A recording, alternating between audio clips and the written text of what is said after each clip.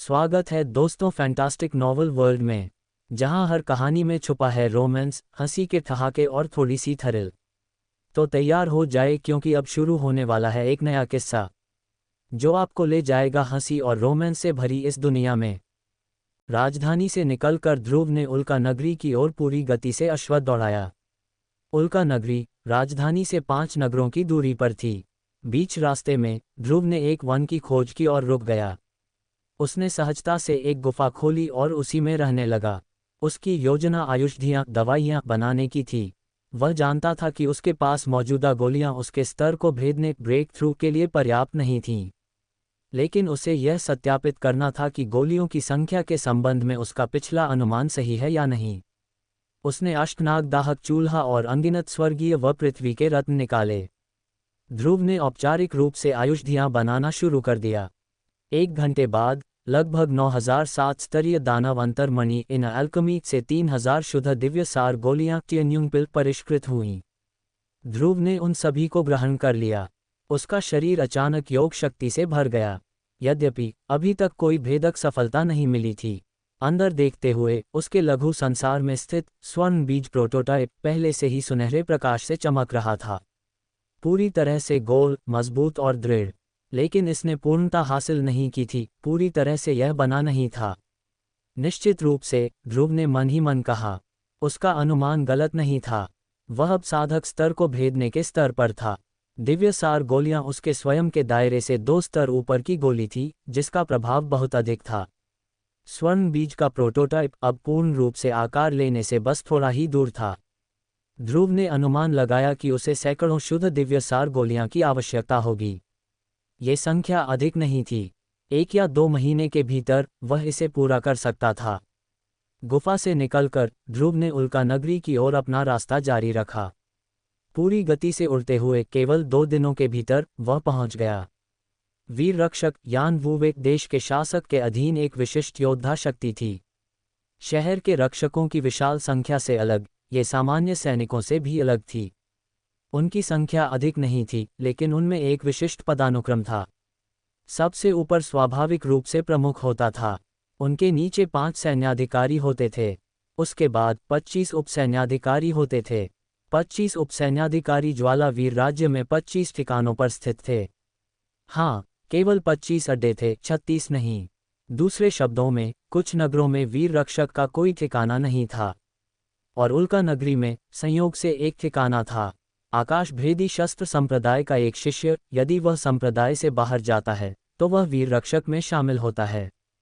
यह आमतौर पर राजधानी के मुख्यालय में होता है, जहां वह नेता से पद और कार्य की व्यवस्था करवाता है। और ध्रुव राजधानी में पद स्वीकार नहीं करना चाहता था।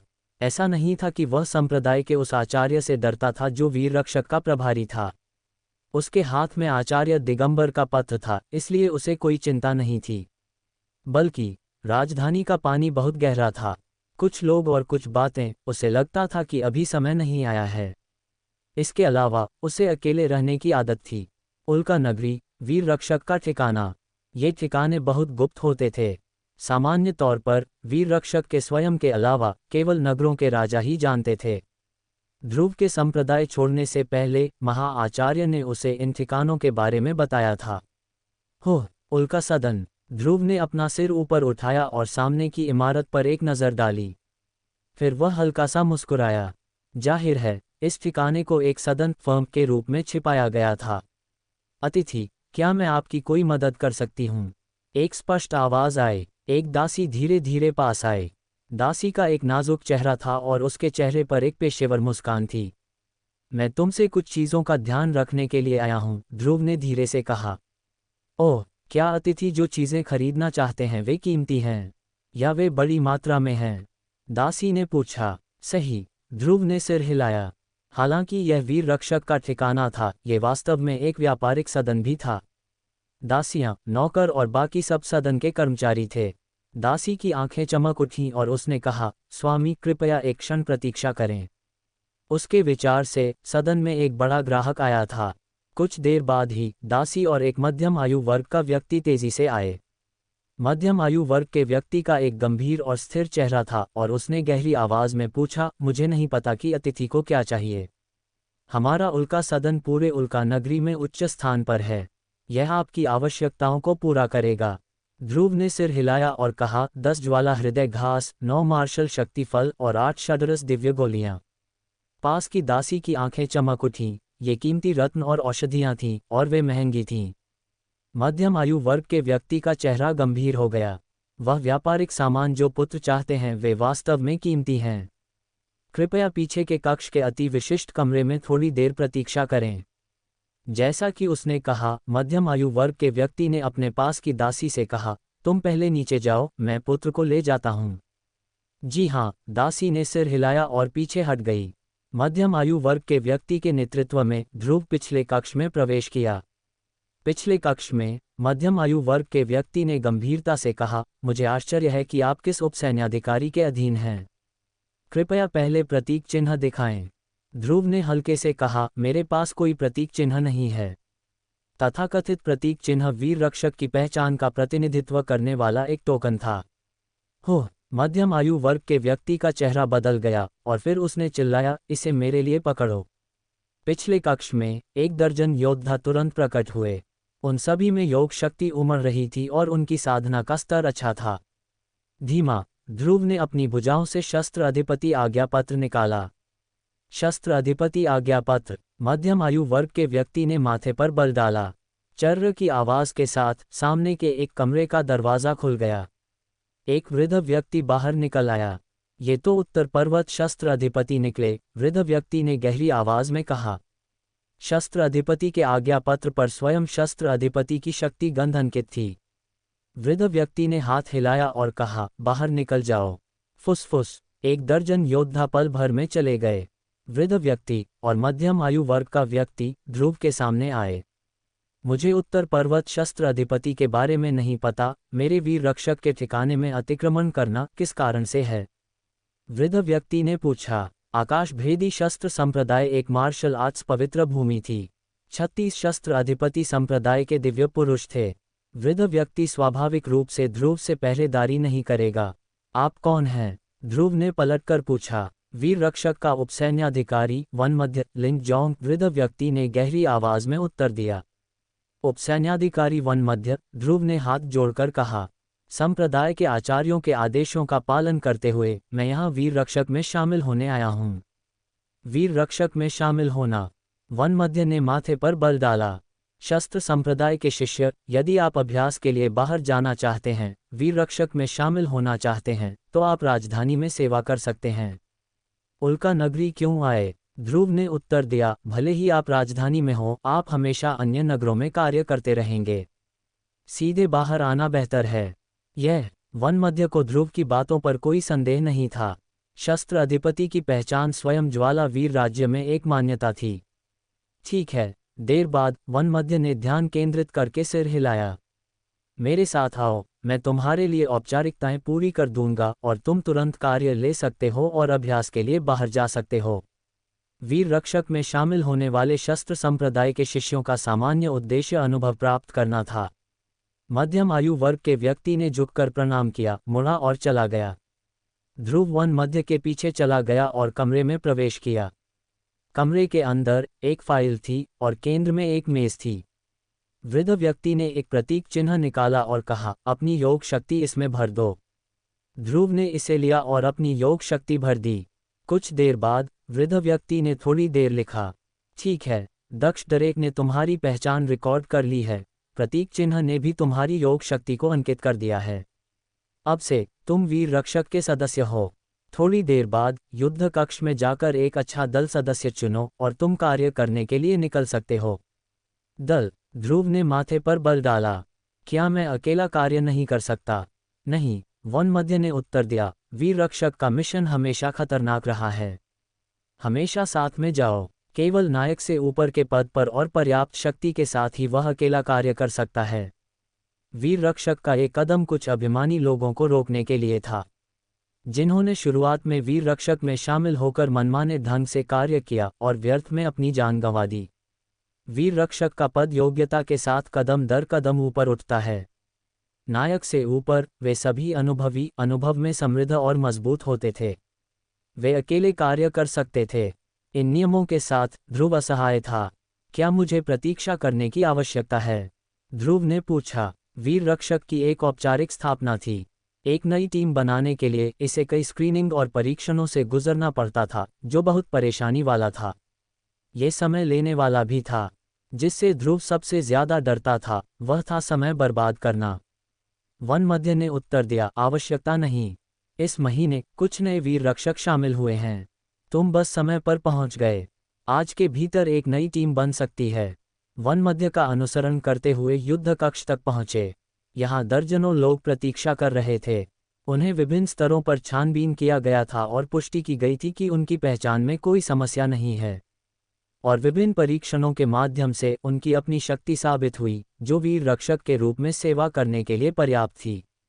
ध्रुव और वन मध्य के प्रकट होते ही उनका ध्यान तुरंत आकर्षित हुआ। हे उपसैन्याधिकारी, वन मध्य के बगल में कौन है? वह इतना युवा है। जब मैंने मूल्यांकन लिया था तब मैंने उसे नहीं देखा था। यह शायद फिर से किसी बड़ी शक्ति का पुत्र है। राजकुमारी और राजा के बीच के रिश्ते से वह सीधे अंदर आ गया। कई लोगों ने बात की और उनकी आवाज़ें बहुत धीमी थीं। हालांकि वे ध्रुव और वन मध्य के कानों से छिप नहीं सके। ध्रुव ने कुछ नहीं कहा। वन मध्य भी वैसा ही था। वीर रक्षक में हमेशा मुट्ठी की बात सुनी जाती थी। अन्य उपाधियों का यहाँ कोई प्रभाव नहीं था। अहम, वन मध्य ने 2 बार खांसा। दर्शक चुप थे। वन मध्य ने भारी आवाज में कहा, तुम सभी नव शामिल वीर रक्षक हो। कभी कार्य नहीं किया। आज तुम लोगों में से 4 दल नायक चुने जाएंगे। उसके बाद तुम कार्य ले सकते हो। उपसैन्याधिकारी वन मध्य, कोई दल नायक कैसे बन सकता है? सभी ने अधीरता से पूछा। ये बहुत सरल है, वन मध्य ने उत्तर दिया, जो मजबूत है वही पद लेता है। ओह, यह आसान है। कई योद्धा तुरंत खड़े हो गए। मैं दल नायक हूँ, क्या किसी को कोई टिप्पणी है? कई लोगों ने कहा, मैं सहमत नहीं हूँ। एक जोरदार चिल्लाहट हुई और हर कोई कोशिश करने को उत्सुक था। वन मध्य चिल्लाया, यदि तुम सहमत नहीं हो तो फिर आपस में प्रतिस्पर्धा करो। वीर रक्षक, शब्द और कर्म। दल नायक को अपने दल के सदस्यों को विश्वास दिलाना चाहिए। उसके आदेशों को उसके अधीनस्थों द्वारा 100% निष्पादित किया जाना चाहिए। जब दल बाहर कार्य कर रहा हो तो आपस में झगड़ने जैसी कोई निम्न स्तरीय त्रुटि नहीं होनी चाहिए। मुझे अलग कर दो। इस क्षण एक बड़े आदमी ने अपने हाथ में एक कुल्हाड़ी पकड़े हुए ऊपर छलांग लगा दी। युद्ध कक्ष न तो बड़ा था और न ही छोटा। यह मूल रूप से वह स्थान था जहां सदन हथियार रखता था। ठीक केंद्र में एक प्रतियोगिता मंच था, सभी के लिए प्रतिस्पर्धा करने के लिए पर्याप्त। हो, भारी कुल्हाड़ी वाला जय जैंग चैंग। कई लोगों ने डर दिखाया। एक तरफ ध्रुव ने थोड़ा महसूस किया। ये बड़ा आदमी उसकी साधना साधक स्तर की 8वीं अवस्था थी। नव शामिल वीर रक्षकों में वे अगले पायदान पर थे। कुछ बेकार लोग, नीचे उतरो। जय ने अपनी कुल्हाड़ी लहराई और आसानी से उन कुछ लोगों को बाहर निकाल दिया जो अभी अभी प्रतियोगिता मंच पर आए थे। मैं दल नायक हूँ, क्या किसी को कोई टिप्पणी है? जय की रूखी आवाज युद्ध कक्ष में गूंज उठी। दर्शक दीर्घा में हर कोई ईर्ष्या से देखता था और निगल जाता था। किसी ने और कुछ कहने की हिम्मत नहीं की। जय बहुत तगड़ा था। विस्फोटक मांसपेशियां लोगों को पर्याप्त झटका देने के लिए काफी थीं। उसके हाथ में विशाल कुल्हाड़ी अत्यधिक भयभीत करने वाली थी। हम्फ, जय ने ठंडी सांस ली। इस क्षण एक जोरदार चिल्लाहट हुई। यह महिला तुमसे थोड़ी देर के लिए मिलेगी। एक सुंदर आकृति मार्शल आर्ट्स मंच पर कूद गई। हो, राधिका अग्नि नृत्य टैंग युओवुक टंडन परिवार की दूसरी महिला। जय मुश्किल में है। सबने जाहिर तौर पर उस महिला को पहचान लिया और जय को आश्चर्य से देखा। राधिका अग्नि नृत्य, जय ने माथे पर बल डाला। यह मत सोचो कि तुम टंडन परिवार की बेटी हो। मैं तुम्हें चोट पहुंचाने की हिम्मत नहीं करूंगा। वीर रक्षक में ये सब नहीं चलता। जानते हुए भी खुद ही नीचे उतर जाओ, अन्यथा अगर मैंने तुम्हें चोट पहुंचाई तो मुझे कोमल देह न समझने के लिए दोष मत देना। इसके साथ जय ने राधिका अग्नि नृत्य को टेढ़ी नजरों से घूरते हुए देखा। राधिका अग्नि नृत्य, उसकी सुंदरता के बारे में और कहने की आवश्यकता नहीं थी। सबसे आकर्षक उसकी गर्मजोशी भरी काया थी। उसने लाल रंग के कपड़े पहने थे जिससे उसकी पीली त्वचा पर हल्का लालिमा आ गई थी। लघु वस्त्रों में पतली सफ़ेद टांगें और हरी भरी जैद भुजाएं उजागर थीं। ये और भी कल्पनाशील था। अशिष्ट, राधिका अग्नि नृत्य का शरीर गर्म था, लेकिन उसका गुस्सा और भी गर्म था। वह एक लंबी चाबुक का उपयोग करती थी। एक धमाका हुआ। लंबी चाबुक पर एक भयंकर ज्वाला निकली। चाबुक बाहर निकली, आग ने उसका अनुसरण किया। चाबुक का नृत्य, ज्वाला के बवंडर हवा में प्रकट हुए। ठक ठक ठक लगातार चटकने की आवाजें आईं। जय ने विरोध नहीं किया और ज्वाला चाबुक से बंधा हुआ था। कुछ ही सेकंड बाद लंबी चाबुक के वापस लेने के साथ जय पहले से ही चाबुक के निशानों से ढका हुआ था और मार्शल आर्ट्स मंच से फेंक दिया गया था। अद्भुत, ध्रुव ने खुद से कहा। उसने राधिका अग्नि नृत्य का नाम सुना था। वह उल्का नगरी में एक प्रसिद्ध महाप्रतिभाशाली थी। इस वर्ष वह केवल 20 वर्ष की थी और वह पहले से ही साधक स्तर की 9वीं अवस्था की साधना थी। हालांकि उसने उल्का नगरी में आकाश भेदी शस्त्र संप्रदाय में प्रवेश नहीं किया था। वह एक लंबी चाबुक का उपयोग करती थी। लंबी चाबुक चतुर लेकिन घुमावदार और जटिल। उपयोगकर्ता की शारीरिक लचीलेपन की अत्यधिक मांग होती थी, जिस कारण से वह इतने छोटे वस्त्रों में थी।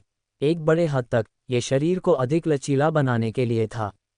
बेशक शायद उसका गर्म स्वभाव भी एक कारक था। उसका वीर भाव वुहुंग अग्नि नृत्य उल्का चाबुक था। जहां तक टंडन परिवार की बात है, यह उल्का नगरी की महान शक्तियों में से एक था। परिवार में एक शस्त्र अधिपति के प्रकट होने के बाद शक्ति और भी मजबूत थी। हाँ, यह उल्का शस्त्र अधिपति था और राधिका अग्नि नृत्य उल्का शस्त्र अधिपति की बहन थी। मूल बात पर आते हैं। इस क्षण युद्ध मंच पर राधिका अग्नि नृत्य ने जोर से कहा, मैं दल नायक हूँ, क्या किसी को कोई टिप्पणी है? मार्शल आर्ट्स मंच के नीचे कोई शब्द नहीं था। कुछ देर बाद वन मध्य ने कहा, निश्चित, चूंकि किसी की कोई राय नहीं है, राधिका अग्नि नृत्य दलनायक होगी। मार्शल आर्ट्स मंच पर राधिका अग्नि नृत्य नीचे उतर गई। एक और व्यक्ति मार्शल आर्ट्स मंच पर कूद गया। मैं दलनायक हूँ, क्या किसी को कोई टिप्पणी है? यहाँ का आदमी एक ऐसा व्यक्ति था जो 30 के दशक की शुरुआत में था। होह, शीतल शस्त्र यश ज़ुकियान। दर्शकों में लोग डर से भरे हुए थे।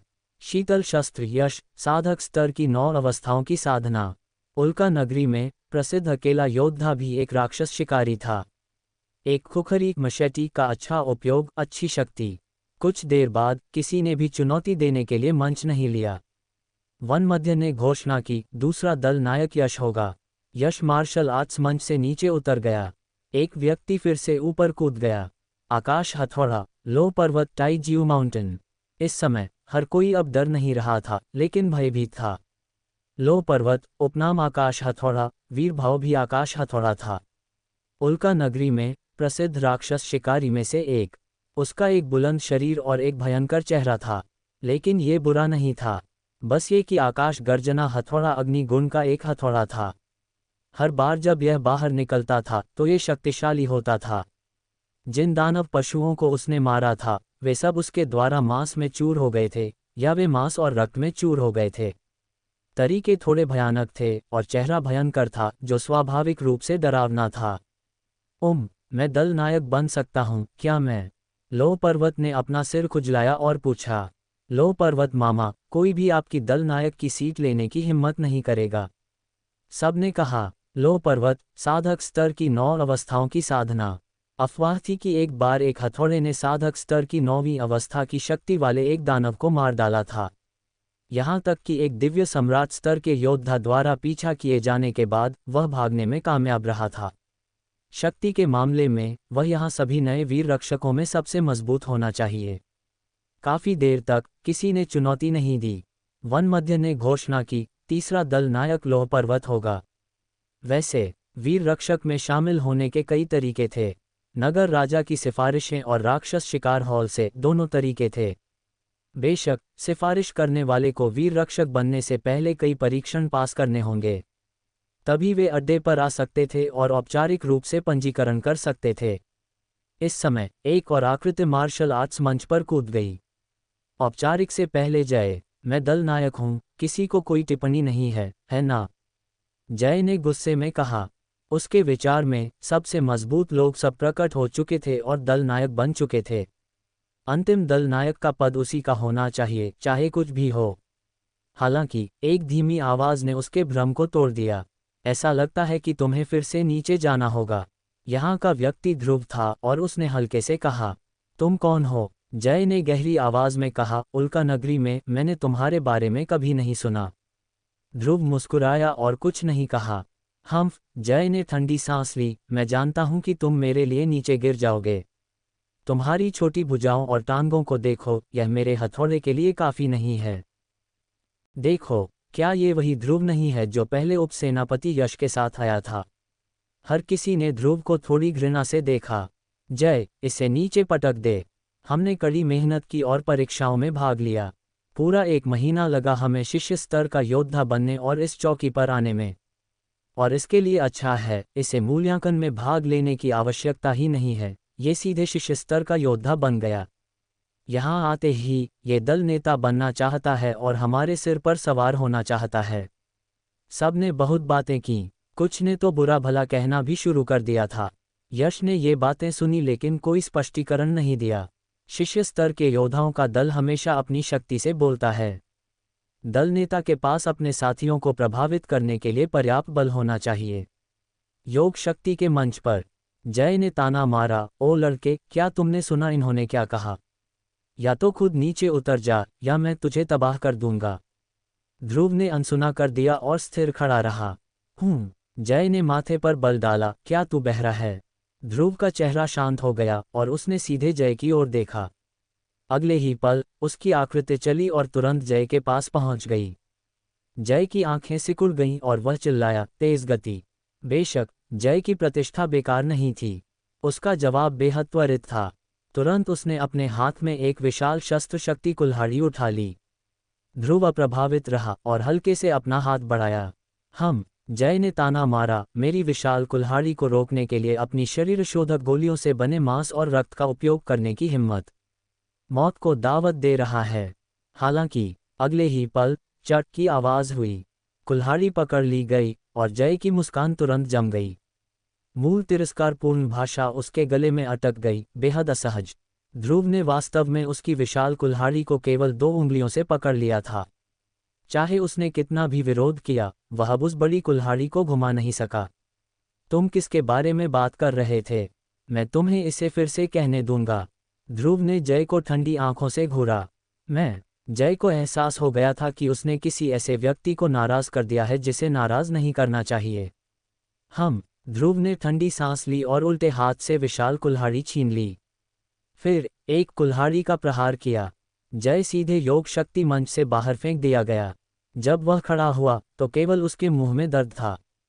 संदेह महसूस करते हुए उसका मुंह खून से भरा हुआ था। जय ने कुछ टूटे हुए दांत थूक दिए। योग शक्ति के मंच पर ध्रुव ने कहा, मैं दल नेता हूं, क्या किसी को कोई टिप्पणी है? ठंडी नजरों से उसने दर्शकों में सभी को देखा। वह व्यक्ति जिसने पहले गाली दी थी, बचने वाली नजर से देखा, सीधे देखने से डरता हुआ। काफी देर तक किसी ने चुनौती नहीं दी। ये देखकर यश मुस्कुराया और कहा, चौथे दल नेता ध्रुव हैं। इस समय भीड़ फिर से इकट्ठी हुई। यश ने कहा, अब 4 दल नेताओं का चयन हो चुका है। बाकी यह है कि खिलाड़ी कहाँ के हैं। प्रत्येक दल नेता 10 दल सदस्यों का नेतृत्व करेगा। एक दल सदस्य चुनता है कि किस दल नेता का पालन करना है। यदि दल नेता की कोई राय नहीं है तो इसे सफल माना जाता है। एक छोटा दल बनाने के लिए 10 लोगों को इकट्ठा करें। आप तुरंत कार्य करने के लिए बाहर जा सकते हैं। यश की आवाज गिरी। ध्रुव, प्रीति, राधा और यश अलग अलग तरफ खड़े हो गए। 40 खिलाड़ियों ने एक दूसरे को देखा। कुछ ही सेकंड बाद लगभग सभी प्रीति की ओर उमड़ पड़े।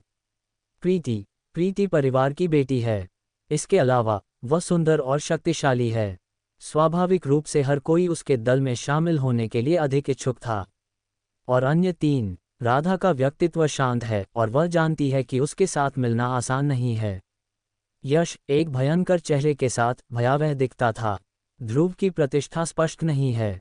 हालांकि ऐसा लगता है कि उसका साधक स्तर अभी बुरा नहीं है, फिर भी वह बहुत आश्वस्त नहीं है।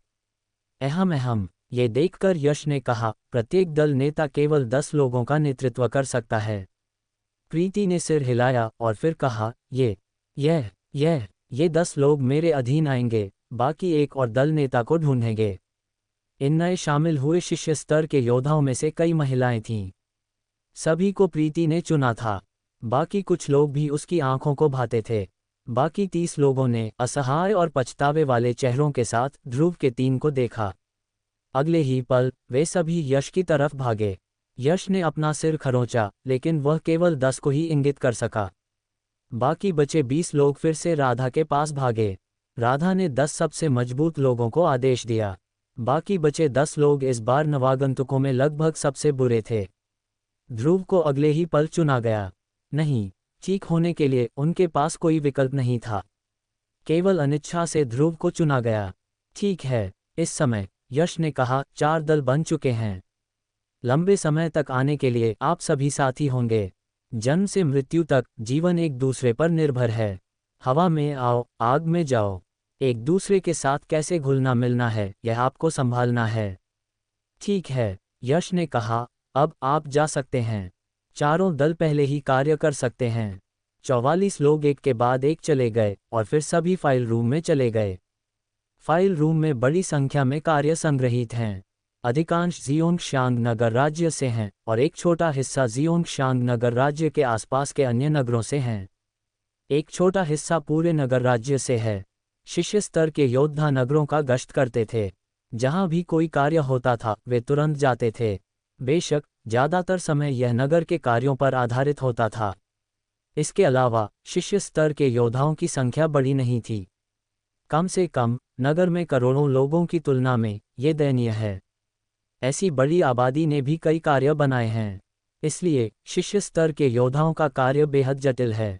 इसके अलावा इस नगर में अपने नगर राजा की कमान के तहत साधक स्तर के योद्धा भी हैं। जैसे पहले जियोंगशांग नगर राज्य के राजा की कमान में योग शक्ति का साधक स्तर का बल। ये योद्धा शक्तियां स्वयं राजकुमारी को उनकी चिंताओं को साझा करने और नगर में अशांति पैदा करने वाले कारकों से निपटने में मदद करेंगी।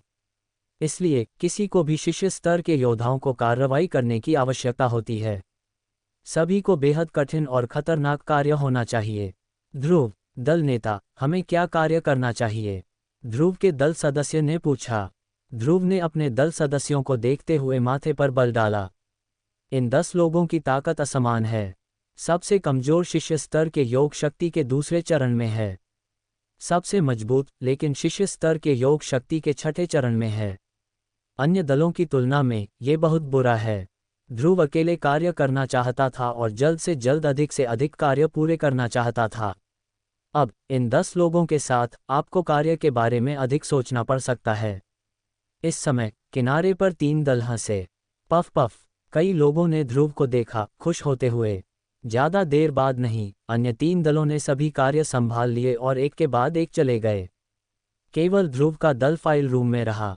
ध्रुव को वास्तव में एक उपयुक्त कार्य नहीं मिला।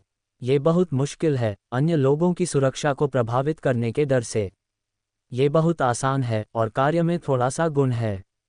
वैसे शिष्य स्तर के योद्धाओं में एक स्पष्ट पदानुक्रम है। दल नेता, उसके अधीन 10 लोग। सेनापति, उसके अधीन 100 लोग। उपसेनापति के अधीन 1000 लोग हैं। जैसे जियोंगशांग नगर राज्य की चौकी में यश, उसके अधीन 10 सेनापति और 1000 शिष्य स्तर के योद्धा हैं। इन पदों को योग्यता पर निर्भर रहना पड़ता है और धीरे धीरे बढ़ना पड़ता है। उसी समय शिष्य स्तर के योद्धाओं के मुख्यालय राजधानी में एक विशेष खजाना मंडप भी है। इन उपलब्धियों का उपयोग खजाने का आदान प्रदान करने के लिए किया जा सकता है। इसके अलावा हर शिष्य स्तर का योद्धा हर महीने एक निश्चित योग्यता पुरस्कार और वेतन प्राप्त कर सकता है। वेतन कहना आसान है, ज़्यादा नहीं, लेकिन एक समृद्ध जीवन जीने के लिए पर्याप्त है। योग्यता कार्य बिंदुओं के बराबर बहुत कम है। यदि आप इंतजार करते हैं और जीवित रहते हैं तो आप 10 वर्षों में उपसेनापति से सेनापति के पद पर पदोन्नत होने में सक्षम नहीं हो सकते हैं। और केवल सेनापति ही अकेले कार्य कर सकता है। ध्रुव ने आह भरी, भूल जाओ, बस सबसे सरल वाला चुन लो। ध्रुव ने तब एक कार्य सूची निकाली। वांछित आदमी, वहन। 3 दिन पहले अग्निवन नगर में एक सामूहिक हत्या हुई थी और एक वाणिज्य कक्ष को लहूलुहान कर दिया। अब बड़ी संख्या में हताश लोगों के साथ उलझा हुआ है, घने जंगल में छिपा हुआ है। स्थिति अत्यावश्यक है। कृपया शिष्य स्तर के योद्धाओं को जल्दी से ठिकाने का पता लगाएं। यदि आप अपनी क्षमता के भीतर हैं तो कृपया इसे जल्दी से साफ करें। ये शिष्य स्तर के योद्धाओं से पशु शक्ति के शिष्य स्तर के बल का अनुरोध है। पशु शक्ति का शिष्य स्तर का बल ज़ियोंगशांग नगर राज्य के राजा की कमान के तहत योद्धा बल है। चलो चलें। ध्रुव ने कार्य संभाल लिया, मुड़ा और चला गया। पीछे 10 लोग जल्दी से पीछा किया। अग्निवन का रहस्य। अग्निवन नगर ज़ियोंगशांग नगर राज्य की राजधानी से 3000 मील दूर स्थित है। ये किनारे के करीब एक नगर है, लेकिन जो आश्चर्यजनक है वह है समय समय पर काली चिपचिपी बारिश होगी, नम मिट्टी की तरह लेकिन पतला पेस्ट की तरह भी। वे काली बारिश विषैली नहीं है। इसके विपरीत ये साधक स्तर के योद्धाओं के लिए भी बहुत फायदेमंद है। ज़ियोंगशांग नगर राज्य की राजधानी में एक जाने माने मास्टर कीमियागर ने जांच करने के लिए गए। जांच करने के बाद उन्होंने पाया कि काली बारिश स्वर्ग और पृथ्वी के पंचतत्व से बनी थी। अग्निवन नगर के चारों ओर, साथ ही अंदर स्वर्ग और पृथ्वी का पंचतत्व। विशेष परिस्थितियों में ये स्वचालित रूप से संघनित होगा। वैसे हवा में गंदगी, हवा और अशुद्धियां भी ले ली गईं। अंत में ये पंचतत्व के काले बादल में संघनित होता है। फिर आध्यात्मिक बादल से बहुत सारी काली बारिश हुई। वे काले और चिपचिपे हवा में मलबे हैं, लेकिन ये काली बारिश में समृद्ध दुनिया के पंचतत्व को अवशोषित करने वाले साधक स्तर के योद्धा को प्रभावित नहीं करता है। इसलिए हालांकि अग्निवन नगर दूरस्थ है, इसने बड़ी संख्या में योद्धाओं को आकर्षित किया है। वाणिज्यिक घरों में खेती के स्थान आदि कई हैं। ध्रुव और उनके दल ने कार्य संभाल लिया और अग्निवन नगर की ओर भागे। अगर ध्रुव अकेला होता तो वह जल्द ही पहुंच जाता, लेकिन बाकी 10 लोगों के साथ गति धीमी थी। अग्निवन नगर तक पहुंचने में पूरे 2 दिन लग गए। रास्ते में हमने एक दूसरे के बारे में सीखा। 10 लोगों के नाम, साधक स्तर, पशु शक्ति आदि। उनमें सबसे मजबूत एक चाचा है, शिष्य स्तर के योग शक्ति का 6ठा चरण। उसका नाम दीपक है। वह स्थिर, सतर्क और बहुत प्रासंगिक है। एक दल सदस्य भी है जिसका नाम जय है, उपनाम बंदर जय। वही शिष्य स्तर के योग शक्ति का 6ठा चरण है, लेकिन वह चतुर है और उसके कई बुरे विचार हैं। ये 2 लोग ध्रुव के दल में सबसे मजबूत लोग हैं। बाकी 8 लोग साधक स्तर में मजबूत नहीं हैं। उनमें से एक, सबसे कमजोर, केवल शिष्य स्तर के योग शक्ति का 2रा चरण है। हालांकि एक छोटी उम्र में, लगभग 18 साल की उम्र में, प्रतिभा अच्छी है। उसका नाम जय है, जो ज़ियोंगशांग नगर राज्य में एक मध्यम आकार के परिवार से है। पशु शक्ति नीले उच्च स्तर, फटने वाली लपटों में रैंक करती है। दल नेता। हम आधे मील में अग्निवन नगर में हैं, दीपक ने अचानक कहा। रुको। ध्रुव रुक गया और हाथ उठाया। सभी रुक गए, उनके चेहरे चकरा गए। हालांकि सभी अग्निवन नगर के बाहर थे, यहाँ से अग्निवन नगर का द्वार स्पष्ट रूप से देखा जा सकता था। बस इसी समय पर दूर में टिक टिक काली बारिश अभी उतरी। देखो, वह काली बारिश है। कई दल सदस्यों ने आश्चर्य से दूर की ओर इशारा किया। तस्क तस्क, ये वास्तव में मिलने के रूप में अच्छी तरह से ज्ञात नहीं है। काली बारिश थोड़ी अजीब है। यह अग्निवन नगर में गिर गया, लेकिन अग्निवन नगर के बाहर केवल एक दीवार थी, लेकिन बारिश का आधा हिस्सा नहीं था। हालांकि पूरे शहर को ढंकने वाली काली बारिश, ऐसा शानदार दृश्य, एक शानदार दृश्य है। दल नेता। चलो जल्दी करते हैं। जय आश्चर्य से भरा था। मैंने सुना है कि ये काली बारिश साधक स्तर के योद्धाओं के लिए बहुत फायदेमंद हैं, और ये हर कुछ दिनों में केवल अगली बार होता है। प्रत्येक बार केवल आधा घंटा रहता है। अगर तुम देर से जाते हो तो तुम्हें बहुत नुकसान होगा। ध्रुव ने सिर हिलाया और कहा, ठीक है, तुम अग्निवन नगर तक अपने रास्ते पर चलते रहो। आप, दल नेता का क्या? दीपक ने पूछा। वे काली बारिश मेरे लिए बेकार हैं, ध्रुव ने जवाब दिया। मैं बस खुद से घूम सकता हूँ। काली बारिश का केवल शिष्य स्तर के क्षेत्र के नीचे के योद्धाओं पर भारी प्रभाव पड़ता है। शिष्य स्तर के क्षेत्र के ऊपर प्रभाव बहुत कम है। शिष्य स्तर के योग शक्ति के 9वें चरण में लगभग कोई प्रभाव नहीं होता है। ध्रुव मजाक में शामिल नहीं होगा। ठीक है, जय मुस्कुराया। सेनापति, घूमने के लिए अपना समय लें। हम एक कदम आगे हैं। नहीं, दीपक ने माथे पर बल डाला। दल नेता, आप हमें अकेला छोड़कर अकेले जंगल में जा रहे हैं। अगर आप घूम रहे हैं तो यह वही है अगर आप हमारे साथ अग्निवन नगर में प्रवेश करते हैं। जब सबने ये शब्द सुने तो उन्होंने ध्रुव को संदेह से देखा। ध्रुव ने अजीब तरह से अपनी नाक को छुआ और कहा, मैं वैसे भी खाली हूँ। इसलिए मैं पहले जांच करने गया। दल नेता के रूप में कार्य के दौरान आपकी सुरक्षा सुनिश्चित करने की जिम्मेदारी मेरी है जितना संभव हो। मैं खुद से जांच करने गया। लक्ष्य छोटा था लेकिन यह आसान था। बहुत सारे लोग हैं लेकिन उजागर होना आसान है। जब स्थिति का पता चलता है, अगर हम वास्तव में लड़ना चाहते हैं तो मैं तुम्हें खोजने के लिए वापस आऊंगा। वास्तव में? दीपक ने पूछा। हाँ, ध्रुव ने सिर हिलाया। अग्निवन नगर में जाओ। यह। दीपक और कुछ दल सदस्य हिचकिचाए। किनारे पर जय ने चिंतित होकर कहा, चलो जल्दी चलते हैं। दल नेता की अपनी योजनाएं हैं, हमारे बारे में चिंता मत करो। अगर तुम शहर नहीं जाते हो तो काली बारिश गिरना शुरू हो जाएगी। ठीक है, दीपक ने कहा। दल नेता, हम इस बारे में बात कर सकते हैं। अगर कोई लड़ाई होती है तो अकेले जोखिम मत लो। तब वहन, मैंने सुना कि उसके पास शिष्य स्तर के योग शक्ति का एक शक्तिशाली 9 गुना साधक स्तर है। ये यश के सेनापति से भी कम नहीं है। हाँ, ध्रुव ने सिर हिलाया। दीपक अग्निवन नगर चला गया। ध्रुव मुड़ा और शहर के बाहर घने जंगल की ओर चला गया। यह एक विशाल जंगल था जिसे एक राक्षस जंगल माना जा सकता था।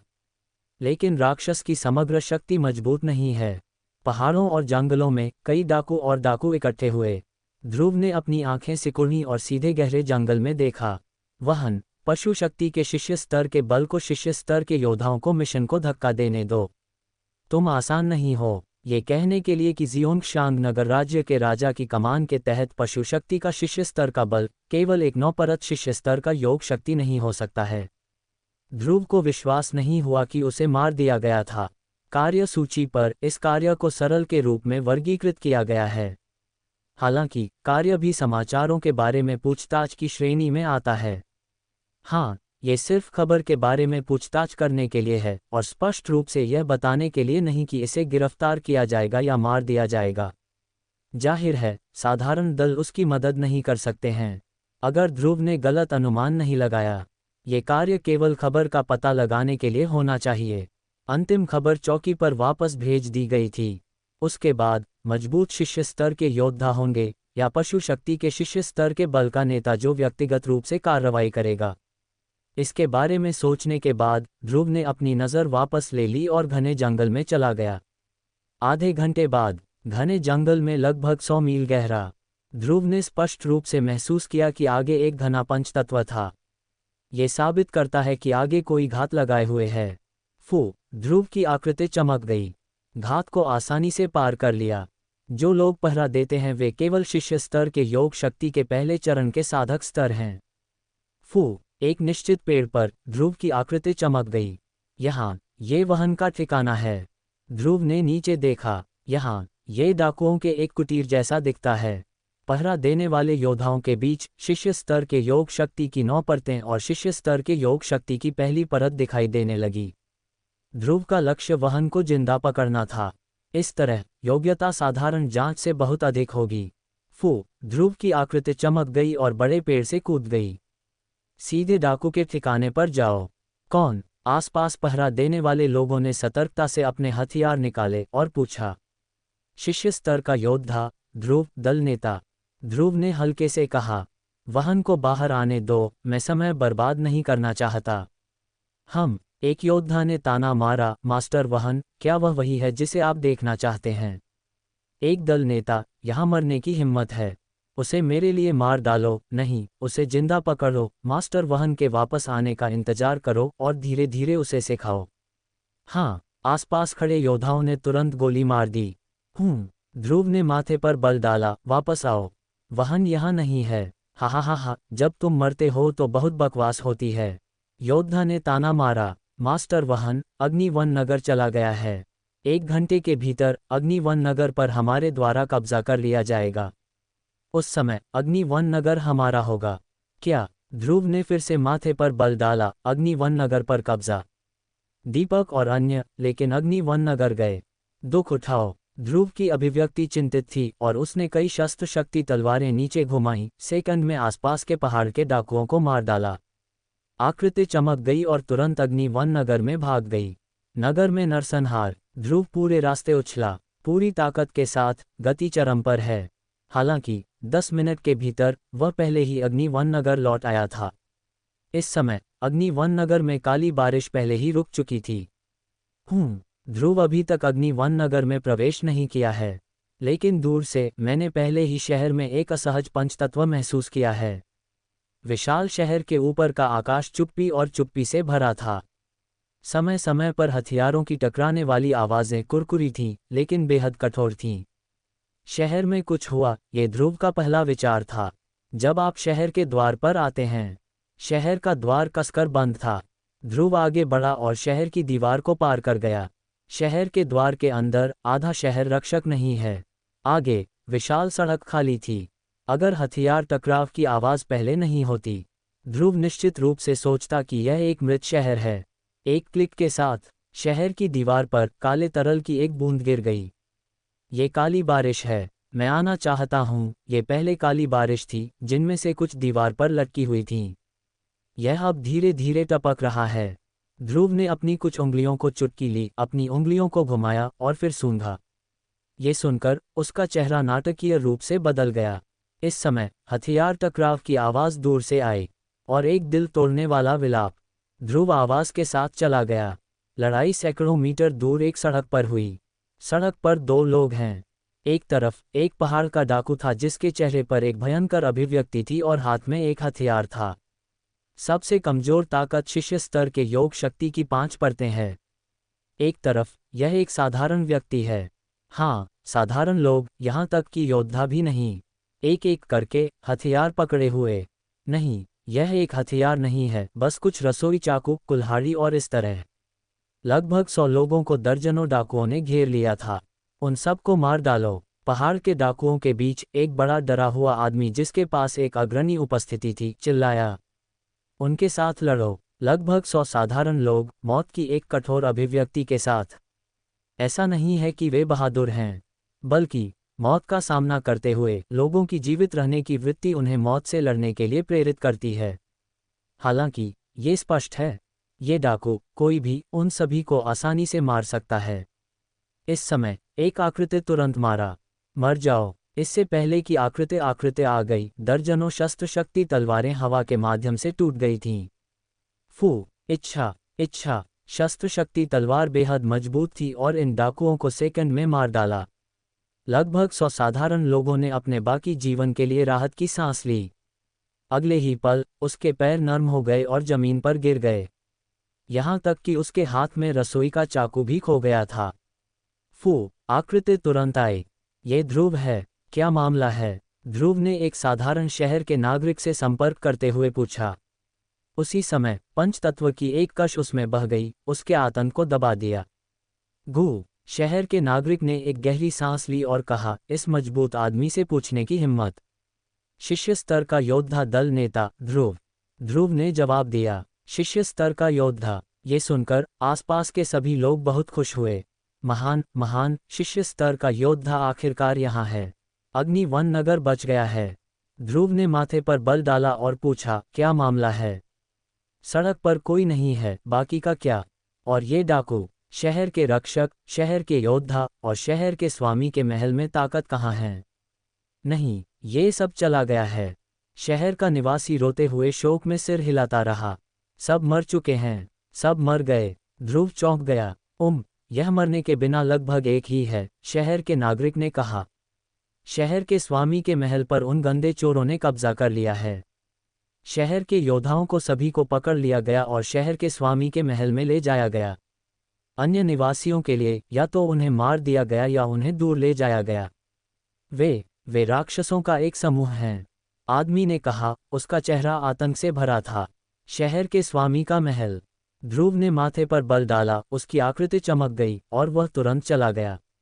शहर के स्वामी के महल के रास्ते पर मुझे साधारण लोगों की कई लहरें मिली, जिन्हें घेर लिया गया था।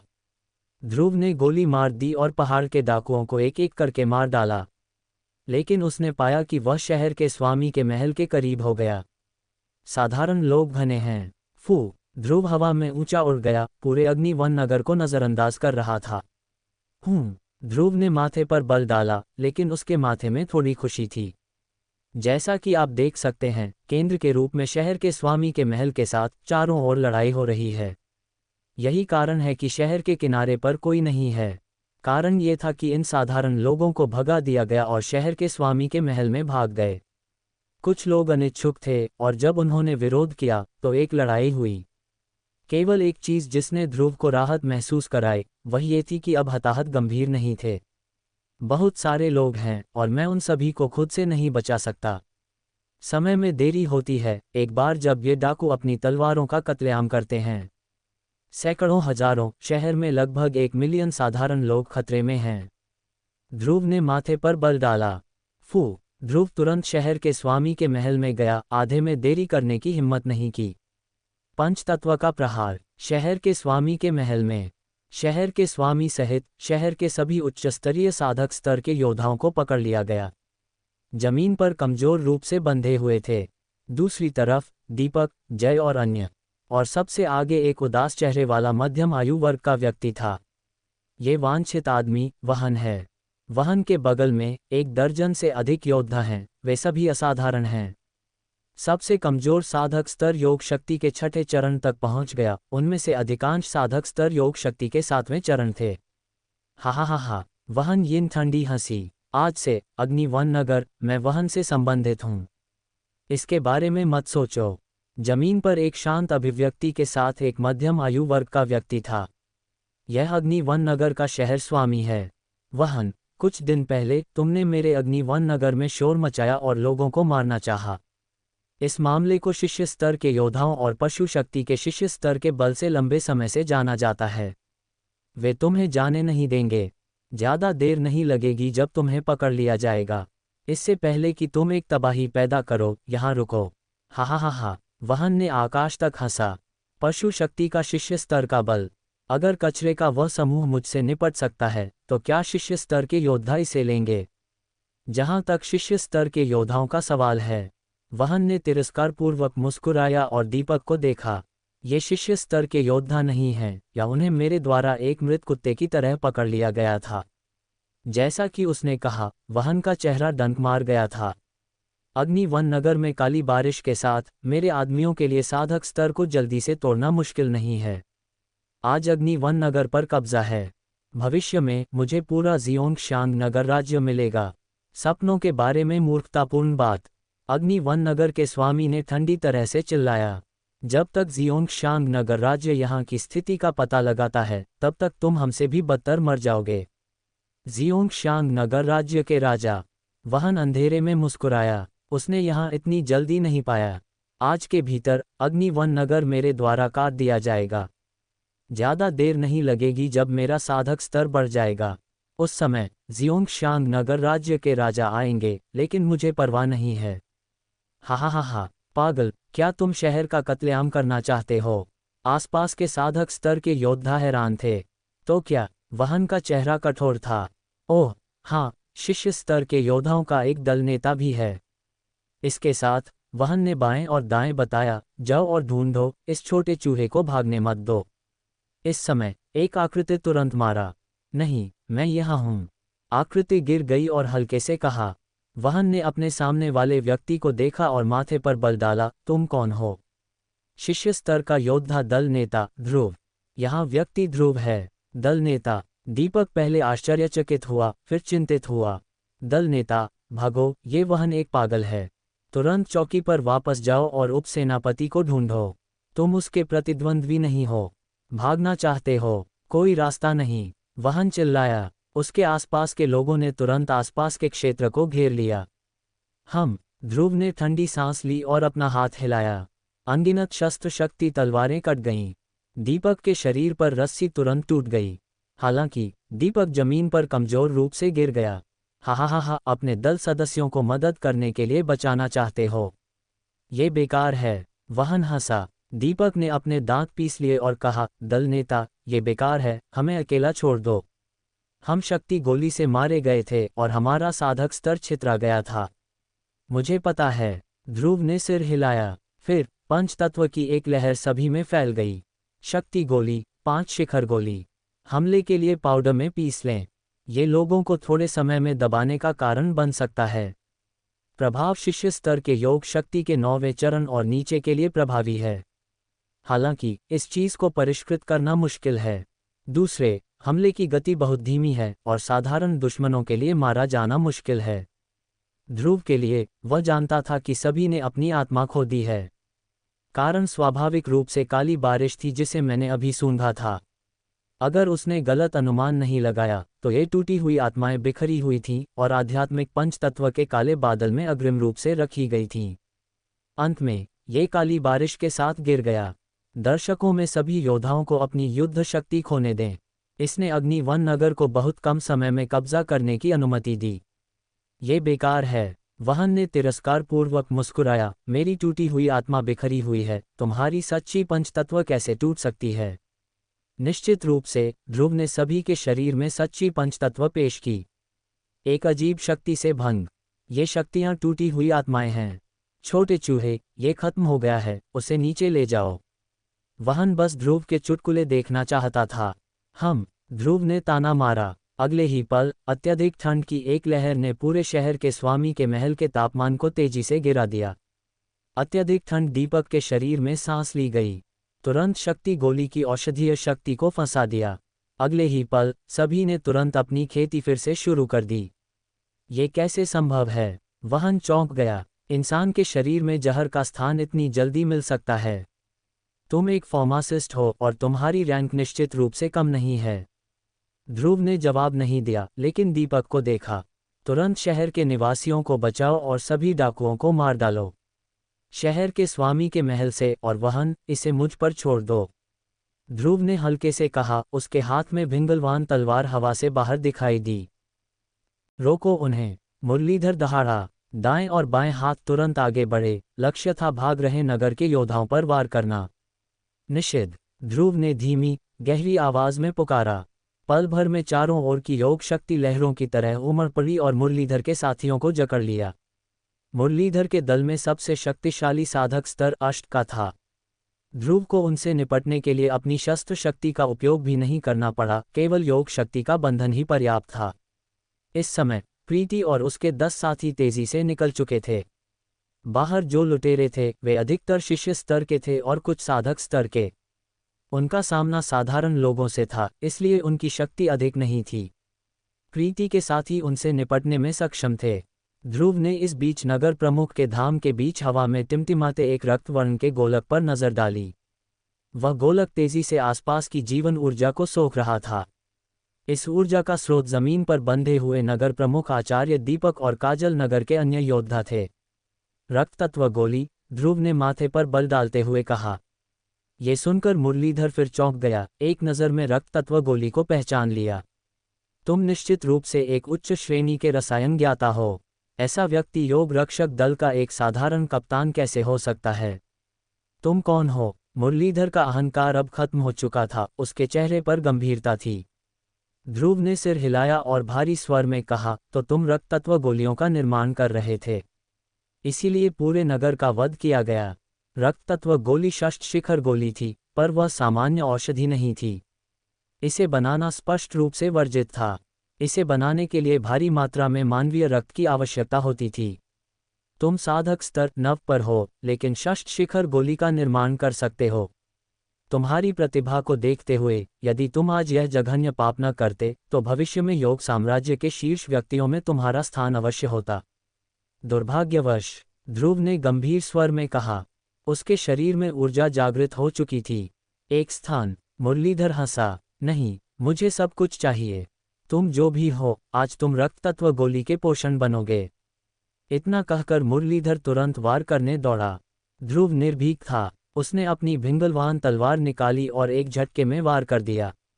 दोनों का एक बार ही आमना सामना हुआ और मुरलीधर पीछे हट गया। साधक स्तर 9 पर ध्रुव को कोई परवाह नहीं थी। जमीन पर बंधे योद्धा बहुत हैरान थे। वाह, ये युवक कमाल का है। एक ही वार में मुरलीधर को घायल कर दिया। धड़ाम धड़ाम धड़ाम। इसी क्षण मुरलीधर ने अचानक अपना हाथ लहराया। अनगिनत औषधीय चूर्ण हवा में प्रकट हुए। चूर्ण हवा के संपर्क में आते ही रंगीन गैस में बदल गया। गैस तेजी से फैली और पूरे नगर प्रमुख के धाम में भर गई। ध्रुव ने अपनी भौहें से कुड़ी, तुरंत एक सप्तम श्रेणी विषनाशक गोली निकाली और निगल ली। हालांकि सप्तम श्रेणी से नीचे का कोई भी विष ध्रुव को हानि नहीं पहुंचा सकता था, लेकिन अन्य योद्धा इसे सहन नहीं कर सकते थे।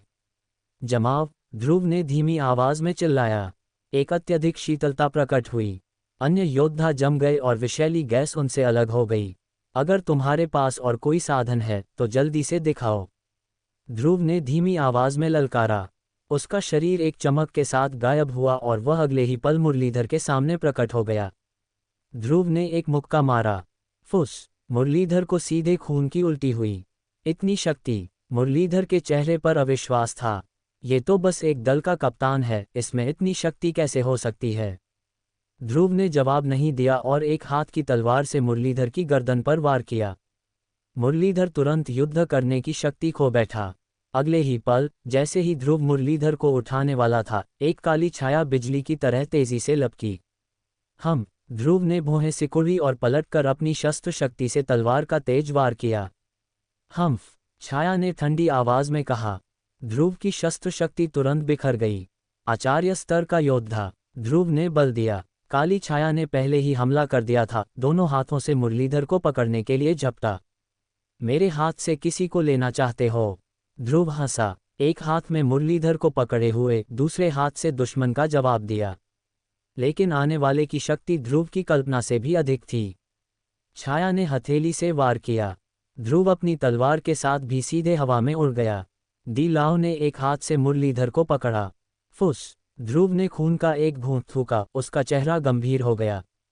आचार्य स्तर नव। हाँ, सामने वाली छाया वास्तव में आचार्य स्तर नव की योद्धा थी।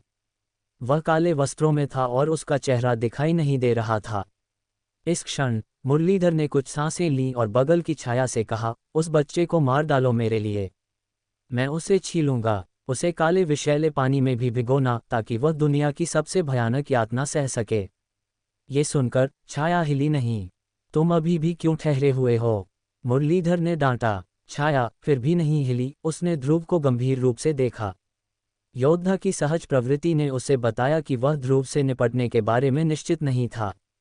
जैसे ही यह विचार आया, उसने तुरंत मुरलीधर को गले लगाया और हवा में अधूरी रक्तत्व गोली को भी ले लिया। अगले ही पल वह सीधे भाग गया। भागना चाहते हो? ध्रुव ने ठंडी आवाज में दहाड़ा, हाथ में अपनी भिंगलवान तलवार ली। इसके बजाय उसने अपनी योग शक्ति को केंद्रित कर तुरंत पीछा किया। इस समय दूर की काली छाया ने अचानक कुछ फेंका। ये चीज प्रकट होते ही तुरंत 6 बड़े राक्षसों में बदल गई।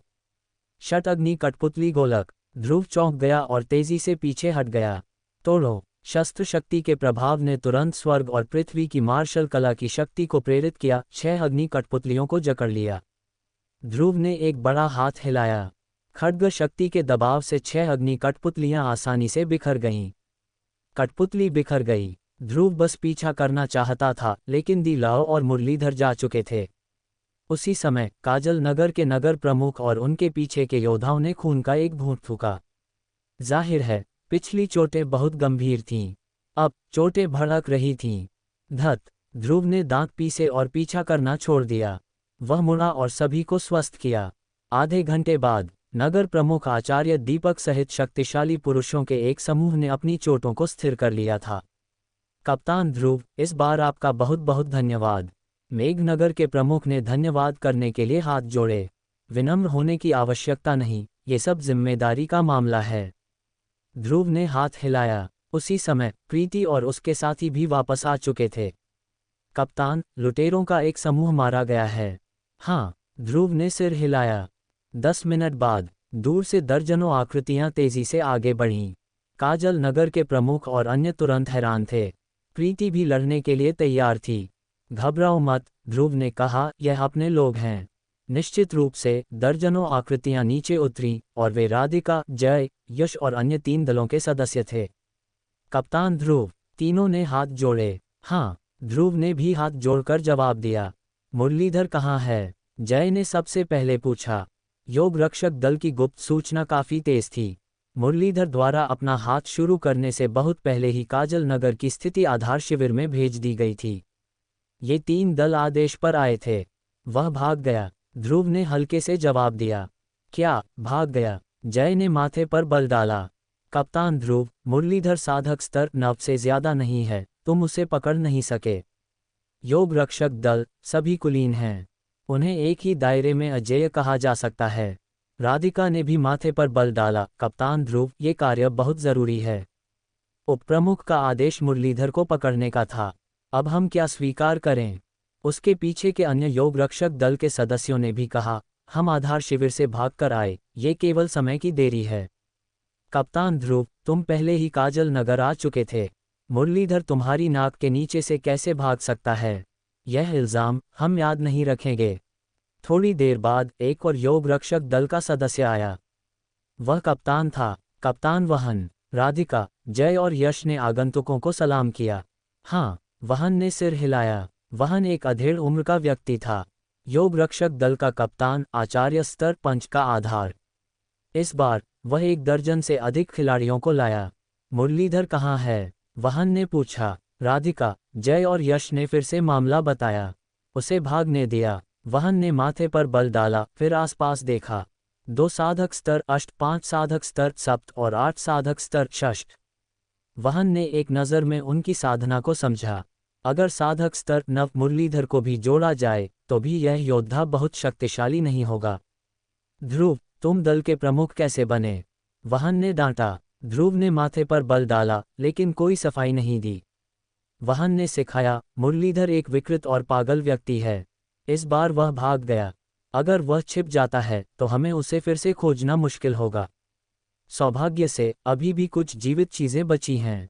बाद में उन्हें आधार शिविर में वापस ले जाओ। कप्तान ध्रुव, तुम बेहतर प्रार्थना करो कि हम कुछ जांच सकें, अन्यथा हम। वहन ने ठंडी सांस ली। हालांकि मैं कप्तान हूं, मेरी स्थिति तुमसे ऊंची है, लेकिन मैं केवल तुम्हें डांट सकता हूं और मेरे पास विशिष्ट सजा लागू करने का अधिकार नहीं है।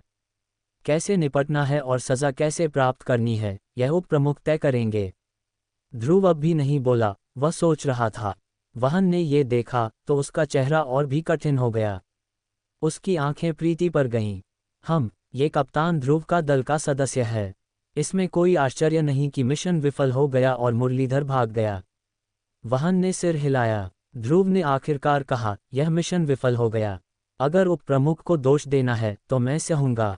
जहां तक मेरे खिलाड़ियों की बात है, मैं कप्तान वहन को परेशान नहीं करूंगा। वहन का चेहरा ठंडा हो गया और उसने गुस्से में अपनी आस्तीन लहराई। उन लोगों को पीछे धकेलो, चलो चलते हैं। कप्तान ध्रुव, तुम ठहरो और काजल नगर को बाद की घटनाओं से निपटने में मदद करो। आखिरकार कई योग रक्षक दल के सदस्य मुरलीधर के आदमियों को लेकर चले गए। वहन, राधिका और अन्य सभी चले गए। नगर प्रमुख के धाम में ध्रुव अभी भी माथे पर बल डाले सोच रहा था। ये देखकर काजल नगर के प्रमुख ने किनारे पर कहा, कप्तान ध्रुव, लेकिन मुरलीधर के भाग जाने की चिंता है। वास्तव में हालांकि मुरलीधर भाग गया, लेकिन किसी भी मामले में तुमने हमारे काजल नगर के लाखों नागरिकों को बचाया। मैं इस उपलब्धि के लिए भुगतान करूंगा। कप्तान ध्रुव को इस मिशन में विफल होने के लिए कभी सजा नहीं मिलेगी। ये कठिन काम है। ध्रुव ने धन्यवाद किया। जहां तक ध्रुव की सफाई न देने की बात है तो स्वाभाविक रूप से इसका एक और कारण था। वह पहले नहीं बोला, लेकिन सोच रहा था। काजल नगर के प्रमुख, साथ ही अन्य योद्धा पहले ही जा चुके थे। उन्हें अभी भी बाद की घटनाएं निभानी थीं। मौके पर केवल ध्रुव ही बचा था। उस ठंडी नज़र से वह सीधे उसी दिशा में घूर रहा था जहां मुरलीधर भाग रहा था। मुरलीधर, तुम्हारे पीछे कौन है? ध्रुव ने ठंडी आवाज में कहा। उसे बहुत पहले से संदेह था कि मुरलीधर के साथ कुछ तो गड़बड़ है। कुछ घंटों बाद ध्रुव प्रीति के दल के साथ काजल नगर से चला गया। कार्य विफल हो गया है। उन्हें आधार शिविर लौटना होगा। योग साम्राज्य अत्यंत विशाल है। इसने कई ऐसे अस्तित्व भी बनाए जिन्हें योग रक्षक दल मिशन कहते थे। ध्रुव ने इस दुनिया के कई खतरे देखे हैं। इस बार ये सिर्फ एक पहलू है। संक्षेप में, ये दुनिया, हत्या सिर्फ आम बात है। वापसी के रास्ते पर ध्रुव को छोड़कर अन्य सभी 10 लोगों के चेहरे गंभीर थे। कप्तान, प्रीति ने सबसे पहले बात की। कहने की जरूरत नहीं है, इसका तुमसे कोई लेना देना नहीं है। ध्रुव ने बीच में ही टोक दिया। प्रीति ने अपराधबोध से कहा, लेकिन अगर हमारी कम शक्ति न होती तो मुरलीधर को जल्दी पकड़ लिया जाता। हम मुरलीधर को पकड़ने के लिए तुम्हारे साथ कंधे से कंधा मिलाकर लड़ सकते थे। ध्रुव ने सिर हिलाया, वास्तव में इसका तुमसे कोई लेना देना नहीं है, इसलिए ज्यादा मत सोचो। 2 दिन बाद सभी आधार शिविर लौट आए। जैसा कि अपेक्षित था, उपप्रमुख आचार्य मुरलीधर ने ध्रुव और अन्य को काले चेहरे के साथ देखा। कप्तान ध्रुव, क्या तुम्हें नहीं लगता कि तुम मुझे कोई सफाई देना चाहते हो? आचार्य मुरलीधर ने भारी आवाज में कहा। योग रक्षक दल शायद ही कभी अपना हाथ चूकता है, लेकिन तुमने जो लिया वह सबसे सरल कार्यों में से एक था। दुश्मन की शक्ति तुमसे ज्यादा नहीं थी। ध्रुव ने माथे पर बल डाला और कुछ नहीं कहा। आचार्य मुरलीधर का चेहरा और भी काला हो गया और उन्होंने कहा, मैं चाहता हूं, कप्तान ध्रुव के अधीन दल के सदस्य बहुत कमजोर हैं। चाहो या नहीं, मैं उन सभी को योग रक्षक दल से हटा दूंगा। जीवन भर कोई भर्ती नहीं। उपप्रमुख, प्रीति और अन्य, उनकी अभिव्यक्ति चिंतित थी। अगली बार ऐसा नहीं होगा, ध्रुव ने आखिरकार कहा। हम्फ। आचार्य मुरलीधर ने ठंडी सांस ली, प्रीति की ओर देखा और कहा, तुम पहले नीचे जाओ। प्रीति, एक दूसरे को देखते हुए, ध्रुव को चिंतित रूप से देखा। फिर उसने हाथ जोड़े और कहा, हाँ। सभी चले गए। आचार्य मुरलीधर की अभिव्यक्ति थोड़ी शांत हुई। कप्तान ध्रुव। ओह नहीं, वृषभवत खड्गधारी, मैं तुम्हारी शक्ति को जानता हूँ, क्या बात है? ध्रुव ने गंभीरता से कहा। मुरलीधर, आसान नहीं है। कार्य को सरल बनाना बंद करो, अन्यथा इस बार मेरे दल ने केवल मिशन में विफलता प्राप्त की। अगली बार अन्य दल पूरी तरह से मिटा दिए जाएंगे। क्या? आचार्य मुरलीधर की अभिव्यक्ति स्तब्ध थी। इस समय कमरे के बाहर दरवाजे पर दस्तक याद आई। टक टक, अंदर आओ, आचार्य मुरलीधर ने धीमी आवाज में चिल्लाया। एक योग रक्षक दल का कप्तान चिंतित होकर अंदर आया। उसके हाथ में एक फाइल थी। यह इतनी जरूरी क्यों है? आचार्य मुरलीधर ने माथे पर बल डाला और पूछा। उपप्रमुख को रिपोर्ट करें, कप्तान ने चिंतित होकर कहा। आचार्य मुरलीधर उलझन में थे। फाइल ली और उनकी अभिव्यक्ति तेजी से बदल गई। क्या बात है? ध्रुव ने अपने दिल में चिंता के एक निशान के साथ पूछा। आचार्य मुरलीधर ने हाथ में फाइल नीचे रखी और गंभीरता से कहा, तुमने सही कहा। मुरलीधर के सभी आदमियों को आधार शिविर वापस ले जाने के रास्ते में बचा लिया गया। सुरक्षा के लिए जिम्मेदार दल सभी गंभीर रूप से घायल हैं। आधे दिन पहले दल के प्रमुख के नेतृत्व में एक योग रक्षक दल जांच करने गया था। सभी लापता हैं, जीवन या मृत्यु अज्ञात है। तुम पहले नीचे जाओ, आचार्य मुरलीधर ने अभी अभी आए नायक जय से कहा। जी। जय अभी भी चिंतित था। उपसेनापति, इस मामले से कैसे निपटना है, इसका निर्णय जल्द से जल्द लेना होगा। रक्त ऋषि एक पागल है। लापता हुई टोली के साथ मुझे डर है कि दुर्घटना हो जाएगी। तुम पहले नीचे जाओ, मैं इसे खुद संभाल लूंगा, आचार्य मुरलीधर ने भारी आवाज में कहा। जी। जय ने सिर हिलाया, सलाम किया और मुड़ गया। द्वार बंद हो गया। आचार्य मुरलीधर ने ध्रुव की ओर देखा और कहा, भिंगलवान तलवारधारी ध्रुव, क्या आप इसे मुझ पर छोड़ देंगे? शस्त्र शक्ति संप्रदाय के शिष्य सभी में असाधारण युद्ध शक्ति होती है। भले ही वे साधक दल में शामिल हो जाएं, वे साधक दल के सभी अभिजात वर्ग में शामिल हैं। भिंगलवान तलवारधारी का तो सवाल ही नहीं है, सबसे मजबूत तलवारधारी भी। ध्रुव ने कड़वी मुस्कान के साथ कहा, अगर यह सिर्फ मैं होता, इससे कोई फर्क नहीं पड़ता कि मैं खबर की जांच करता हूं या रक्तऋषि का शिकार करता हूं। लेकिन मेरे टोली सदस्यों के साथ मैं उन्हें खतरे में नहीं डालूंगा। आचार्य मुरलीधर की भौहें तन गईं। थोड़ी देर बाद उन्होंने कहा, नियम तो नियम हैं। तुम सिर्फ टोली प्रमुख हो और अकेले कार्य नहीं कर सकते। भूल जाओ, तुम भी नीचे जाओ। मैं दूसरों को इस मामले से निपटने के लिए कहता हूं। जी। ध्रुव ने सिर हिलाया, सिर झुकाया और बाहर चला गया। नगर के बाहर चौकी पर प्रीति बेचैनी से इंतजार कर रही थी।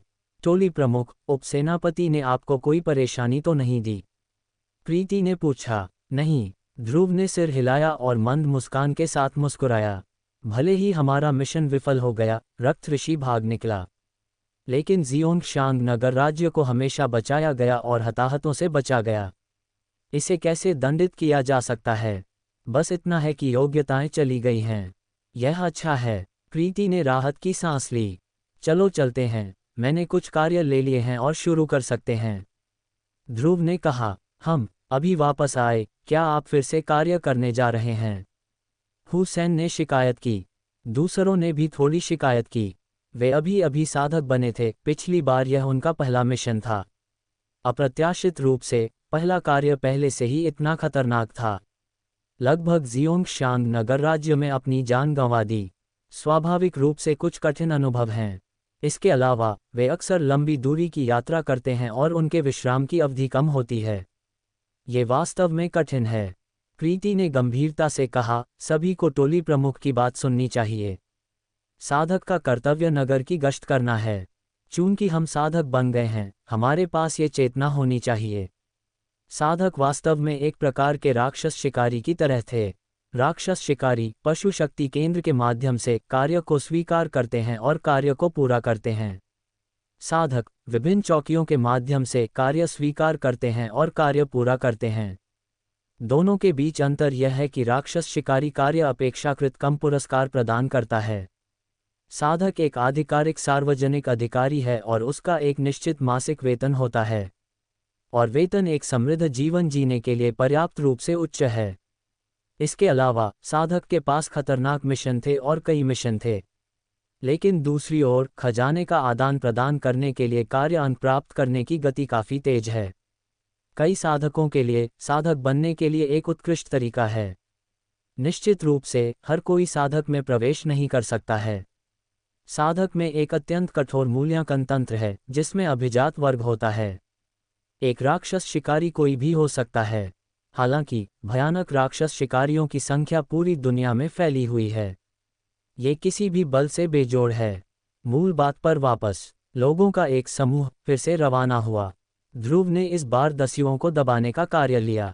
सामान्य वन्य दस्युओं को स्वाभाविक रूप से साधक को कार्रवाई करने की आवश्यकता नहीं होती है।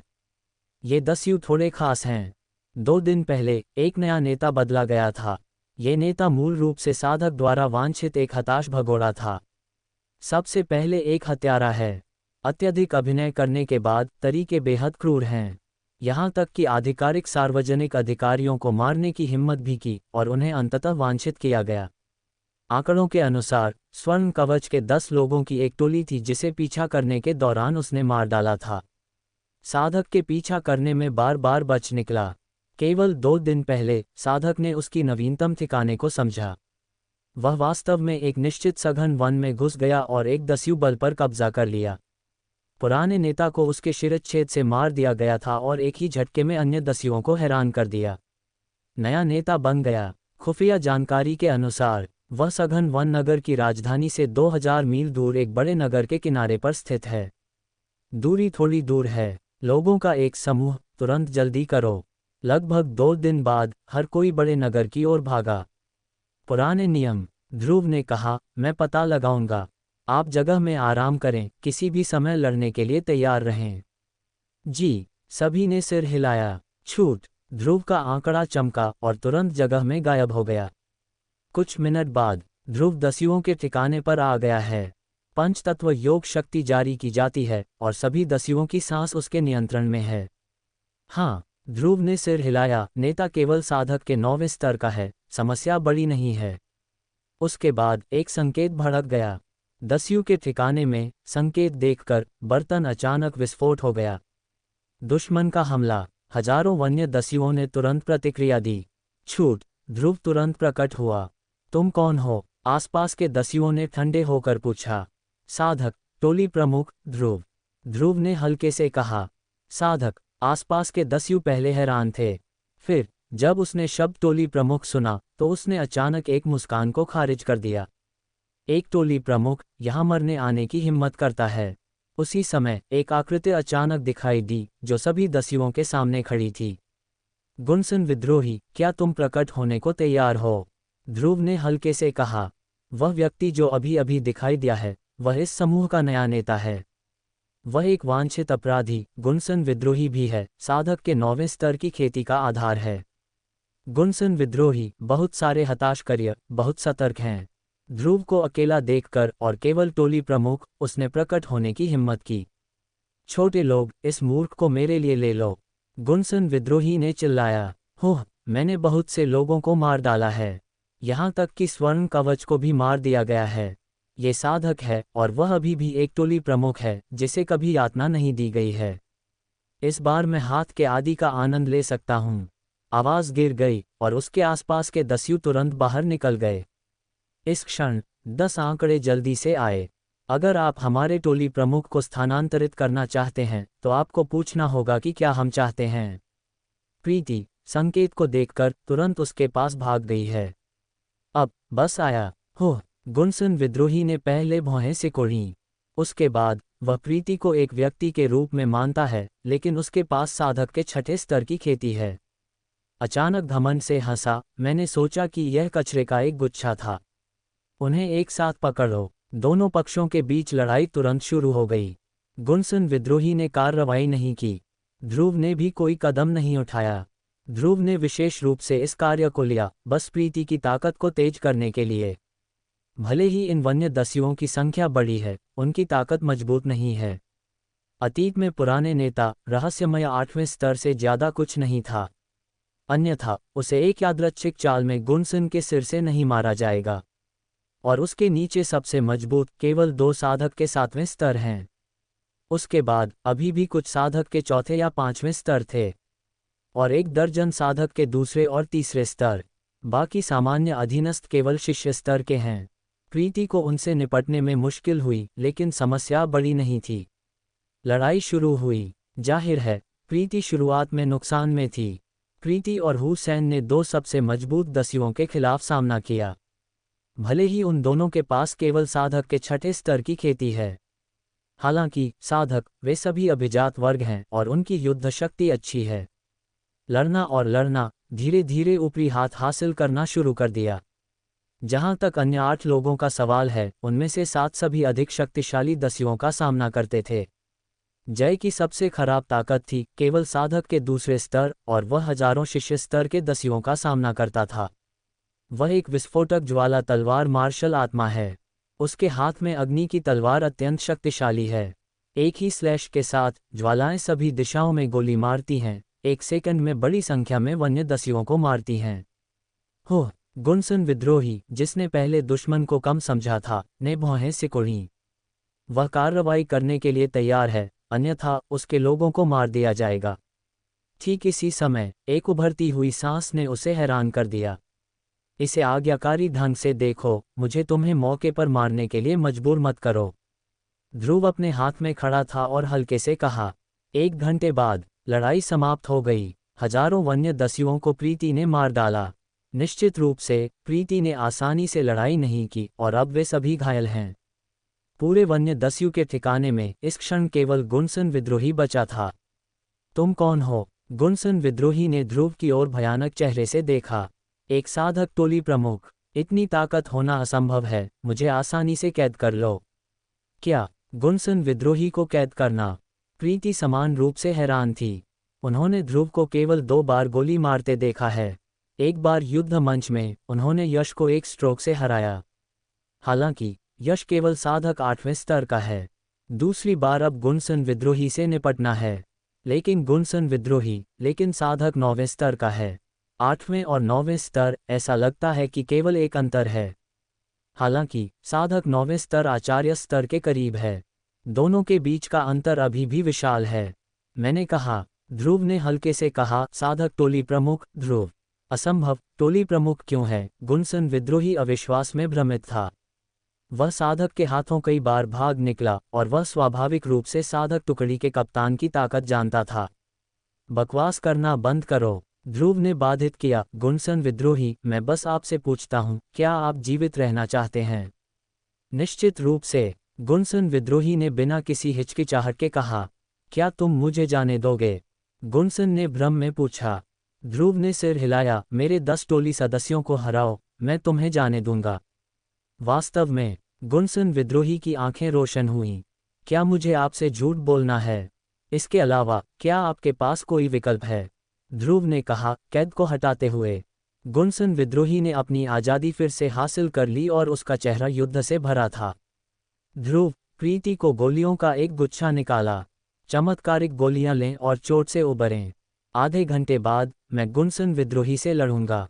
जो ध्रुव ने उन्हें दिया वह उपचार और जुली गोलियां थीं। आधे घंटे के बाद हर कोई अपनी चोटों से उबर गया। अच्छी तरह से सुनो, ध्रुव का भाव गंभीर हो गया। अगर गुनसन विद्रोही जीतता है तो मैं उसे जाने दूंगा। टोली प्रमुख, क्या आप मुझसे मजाक कर रहे हैं? हुसैन ने आश्चर्य में कहा। वांछित अपराधियों को अपनी मर्जी से मुक्त करना साधक के नियमों के खिलाफ है। मैं मजाक नहीं कर रहा हूँ। ध्रुव ने सिर हिलाया। गुनसन विद्रोही जीतता है और वह चला जाता है, लेकिन उसके बाद मैं अब आपकी परवाह नहीं करूँगा। मुझे नियमों की परवाह नहीं है। भविष्य में मैं अकेले कार्य करूँगा और आप अनुसरण करने के लिए एक और टोली प्रमुख ढूंढेंगे। ध्रुव की आवाज़ थोड़ी ठंडी थी, यहाँ तक कि असुविधाजनक भी। टोली प्रमुख, हम गुनसन विद्रोही से कैसे लड़ सकते हैं? यहाँ तक कि प्रीति का चेहरा भी दुखी है। अभी तक हिट नहीं हुआ है, आपको कैसे पता चलेगा कि आप हरा नहीं सकते हैं? ध्रुव ने डांटा। इससे पहले कि आप लड़ें, आप हार जाएंगे। ऐसी लड़ने की भावना के साथ आपने साधक परीक्षण कैसे पास किया? प्रीति का चेहरा कड़वा था। युद्ध? ध्रुव ने बाधित किया। जी। 10 लोगों ने जवाब दिया और कार्रवाई करने के लिए मजबूर हो गए। 10 लोगों ने जुली गोली निगल ली और उनकी ताकत मुश्किल से बढ़ी। लेकिन गुनसन विद्रोही के चेहरे में ये पर्याप्त नहीं था। टोली प्रमुख, मुझे उम्मीद है कि आप समझौते का पालन कर सकते हैं। गुनसन ने ध्रुव को एक यादृच्छिक रूप दिया और फिर तुरंत गोली मार दी। दोनों पक्षों के बीच लड़ाई में कोई संदेह नहीं है। प्रीति लगभग गुनसन से कुचल गई थी। सौभाग्य से सभी साधक अभिजात वर्ग हैं जो छलांग लगाने में सक्षम हैं। अभी तक तुरंत हार नहीं। समय धीरे धीरे बीत गया। गुनसन आसानी से और आराम से था। प्रीति सभी घायल और पीले थे। 10 मिनट बाद, बाहर निकलो, गुनसन ने विद्रोही ढंग से चिल्लाया। प्रीति में 10 लोगों को तुरंत उड़ा दिया गया। उन सभी ने खून की उल्टी की और जमीन पर गिर गए, अब लड़ने में सक्षम नहीं हैं। टोली प्रमुख, मैं जीत गया। गुनसन विद्रोही ने ध्रुव की ओर देखा। किसने कहा कि तुम जीते? ध्रुव ने गंभीरता से कहा, वे अभी तक हारे नहीं हैं। आखिरकार, ध्रुव ने अपनी बाहों से दर्जनों चमत्कारिक गोलियां फेंक दी, साथ ही सच्ची ऊर्जा को बहाल करने के लिए एक गोली भी। प्रीति ने इसे लिया और कुछ मिनटों के भीतर उसने फिर से अपनी युद्ध शक्ति को ठीक कर लिया। फिर से लड़ो, ध्रुव ने डांटा। दोनों पक्ष फिर से लड़े। इस बार प्रीति आधे घंटे तक बनी रही थी। आधे घंटे के बाद हर कोई हार गया। ध्रुव ने फिर से गोली निकाली और उन्हें अपनी चोटों को ठीक करने दिया। लड़ाई जारी रही। 3 दिन बाद गुनसन विद्रोही को आखिरकार कुछ गलत मिला। गधे, तुम मेरे साथ अपने सैनिकों को प्रशिक्षित कर रहे हो। गुनसन ने गुस्से से चिल्लाया। तो क्या? ध्रुव ने ताना मारा। आखिरकार मैंने तुम्हारे और मेरे समझौते का उल्लंघन नहीं किया। गुनसन बहुत गुस्से में था। फिर गुस्से में वापस मुड़ गया और मुस्कुराया। ठीक है, बहुत अच्छा, जब तक तुम वादे को रखते हो। मैं देखता हूं कि आपके पास कितनी गोलियां हो सकती हैं। यह इस बात पर निर्भर करता है कि आपके टोली सदस्य कब तक समर्थन कर सकते हैं। समय बीत जाता है। 10 दिन बाद गुनसन विद्रोही थका हुआ था और उसका चेहरा थका हुआ था। प्रीति 10 लोग, उच्च श्रेणी की गोली की निरंतर आपूर्ति के कारण। यह एक दिलकश लड़ाई थी। अचानक 10 लोगों में एक आभा फूट पड़ी। यह एक सफलता के लिए एक अग्रदूत है। निश्चित रूप से थोड़ी देर में 10 लोगों ने खेती के पहले स्तर को तोड़ दिया। ध्रुव मंद मुस्कुराया। शुरू से अंत तक वह हर किसी की ताकत को तेज कर रहा है। एक साधक 9वें स्तर को खोज सकते हैं, 10 दिनों के लिए जीवन और मृत्यु से लड़ सकते हैं। अपने टोली सदस्यों को तेज करें। यह आसान नहीं है। 1 घंटे के बाद लड़ाई की स्थिति अचानक बदल गई। शस्त्रों की झड़प की आवाज आई। प्रीति, हुसैन और अन्य की तलवारों ने गुनसन विद्रोही के गले का विरोध किया। गुनसन ने 10 दिनों तक कड़ी लड़ाई लड़ी और उसके शरीर में सच्ची ऊर्जा पहले ही समाप्त हो चुकी थी। शारीरिक शक्ति धीरे धीरे खो रही है। हारना सामान्य है। हालांकि एक दुबला ऊंट एक घोड़े से बड़ा है। उसके पास साधक के 9वें स्तर की खेती का आधार है। इस समय उसकी चाकू जय की गर्दन से टकरा रही थी। अपनी ताकत के साथ निश्चित रूप से जय को पहले मार सकता है, इससे पहले कि प्रीति और अन्य उसे मार दें और एक नया प्राप्त करें। तुम रुक सकते हो। ध्रुव ने एक बड़ा हाथ हिलाया। जय को वापस चूसना। गुनसन विद्रोही चिंतित था। चिंता मत करो, ध्रुव ने हल्के से कहा, मैं शब्द बोलता हूँ। तुम अब जा सकते हो। टोली प्रमुख, प्रीति चिंतित थी। तलवार को नीचे रखो, ध्रुव ने गंभीरता से कहा।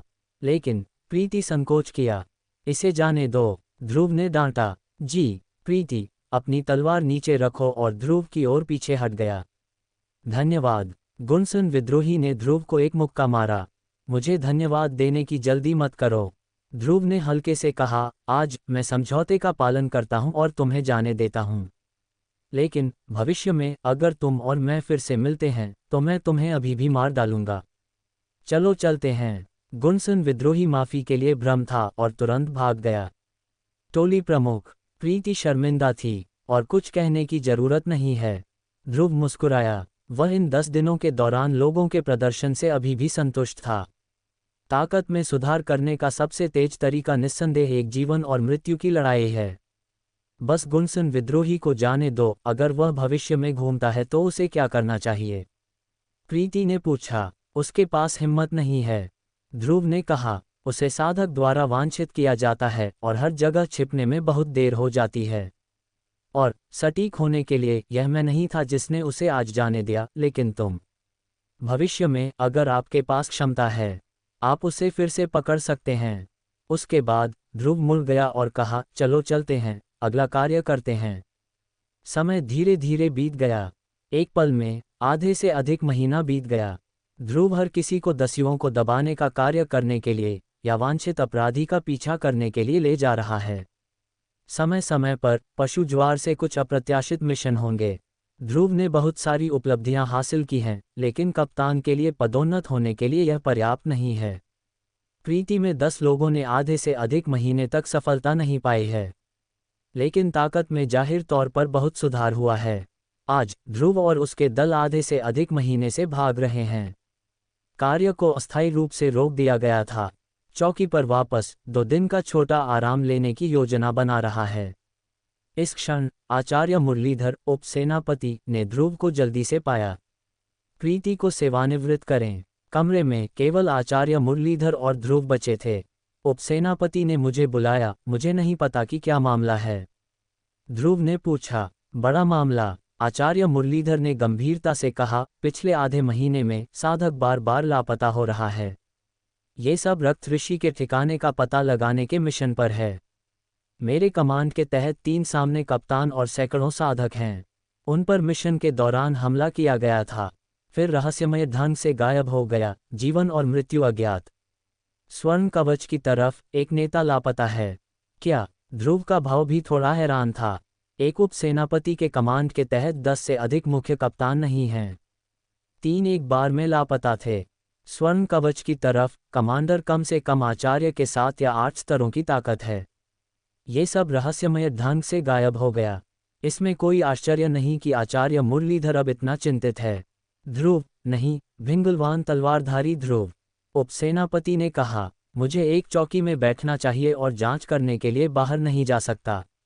अब मैंने तुम्हें तुरंत रवाना होने का आदेश दिया कि क्या हुआ है? ध्रुव ने भौहें सिकुड़ी और कहा, उपसेनापति, मैंने कहा, मैं अपनी टोली के सदस्यों को खतरे में नहीं डालूंगा जब तक कि आप मुझे अकेले कार्य नहीं करने देते। नहीं, नियम नियम है और उन्हें बदला नहीं जा सकता। आचार्य मुरलीधर ने सिर हिलाया। यह एक आदेश है, आपको इसका उल्लंघन नहीं करना चाहिए। अपने टोली के सदस्यों को तुरंत बाहर निकालें। मुझे आपकी ताकत पर विश्वास है। इसके अलावा मैंने शाही राजधानी के मुख्यालय को रिपोर्ट किया है। जल्द ही समर्थन में आने के लिए मजबूत लोग होंगे। गढ़ से बाहर जय गंभीर मुद्रा में राधिका के पास आया। कप्तान, क्या बात है? उपसेनापति किस लिए बुला रहे थे?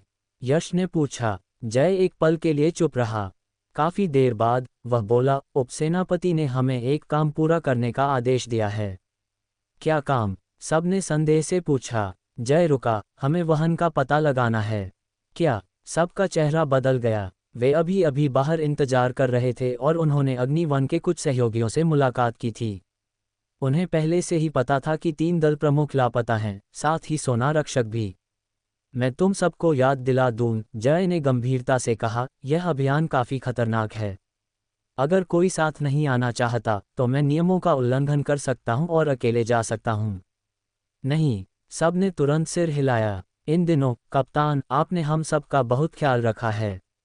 अगर आप हमारे लिए नियमों का उल्लंघन करेंगे तो आपके पुण्य काट लिए जाएंगे। हाँ, यश ने भी कहा, अग्निवन बनने के बाद से ही हमें जीवन मरण का बोध होना चाहिए।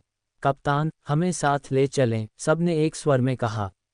जय हिचकिचाया। काफी देर बाद उसने कहा, ठीक है, लेकिन याद रखना, सब कुछ मेरे निर्देश पर होगा। आदेश का पालन करना, गड़बड़ी मत करना। जी, सबने गंभीरता से सिर हिलाया। हुह, जय ने आह भरी और सबसे पहले चल पड़ा। पीछे पीछे सब उसका अनुसरण करने लगे। दल फिर से अपने अभियान पर निकल पड़ा। राधिका और उसके साथी बिना किसी हिचकिचाहट के उसका अनुसरण करने को तैयार थे। ये दल के सदस्यों का अपने कप्तान पर भरोसा था।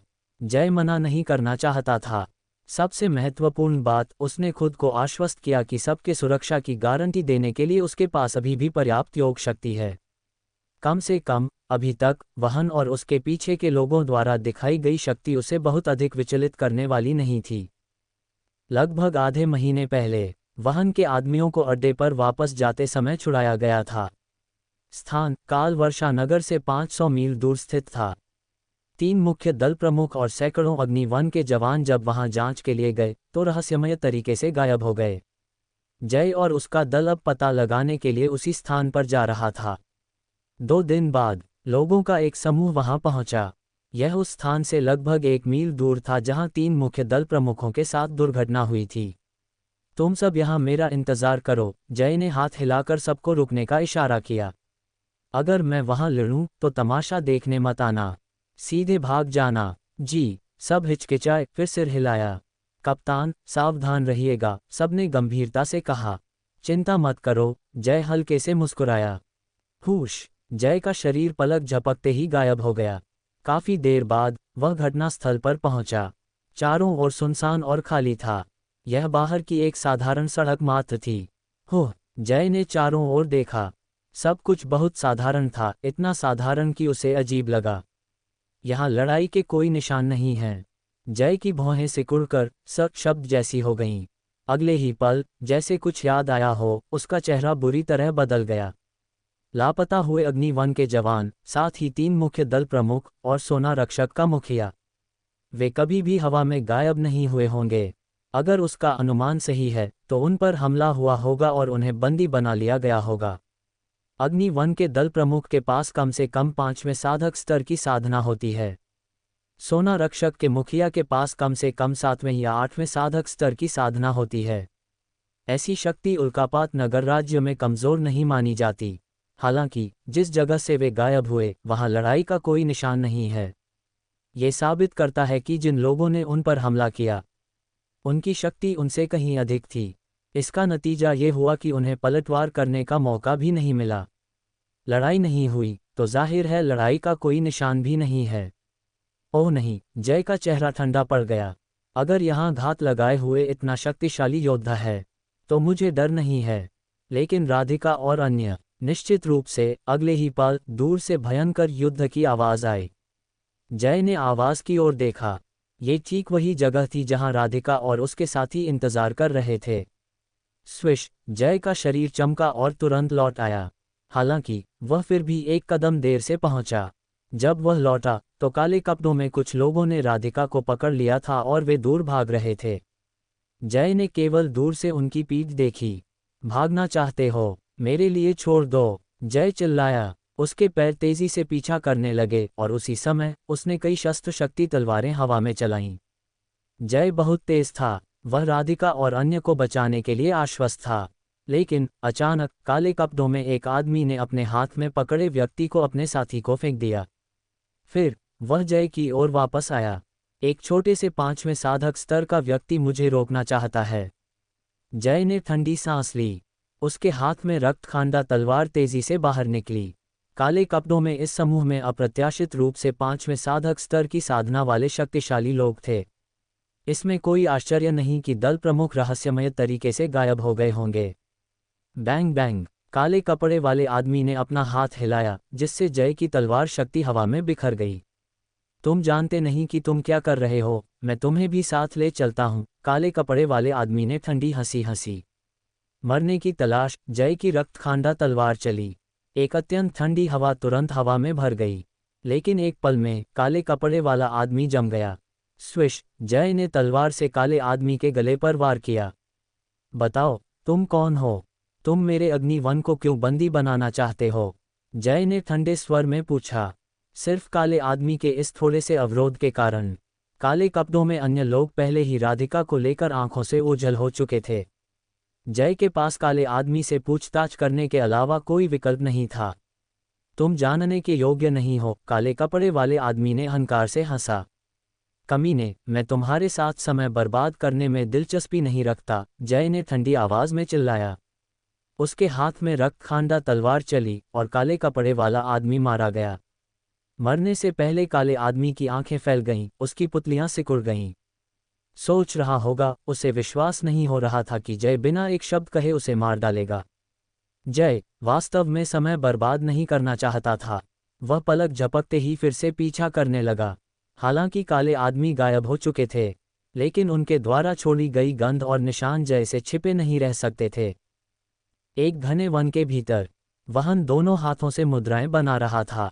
पता नहीं वह क्या कर रहा था। उसके बगल में वही बूढ़ा आदमी था जिसने उसे पहले बचाया था, जिसका नाम रक्त ऋषि था। उसके चारों ओर रहस्यमय स्तर के सैकड़ों साधक थे, वे सब उसके अधीन थे। केंद्र में सैकड़ों लोग थे। अधिक सटीक रूप से कहें तो वे अग्निवन के जवान थे, जिसमें दीपक और अन्य 3 दल प्रमुख शामिल थे।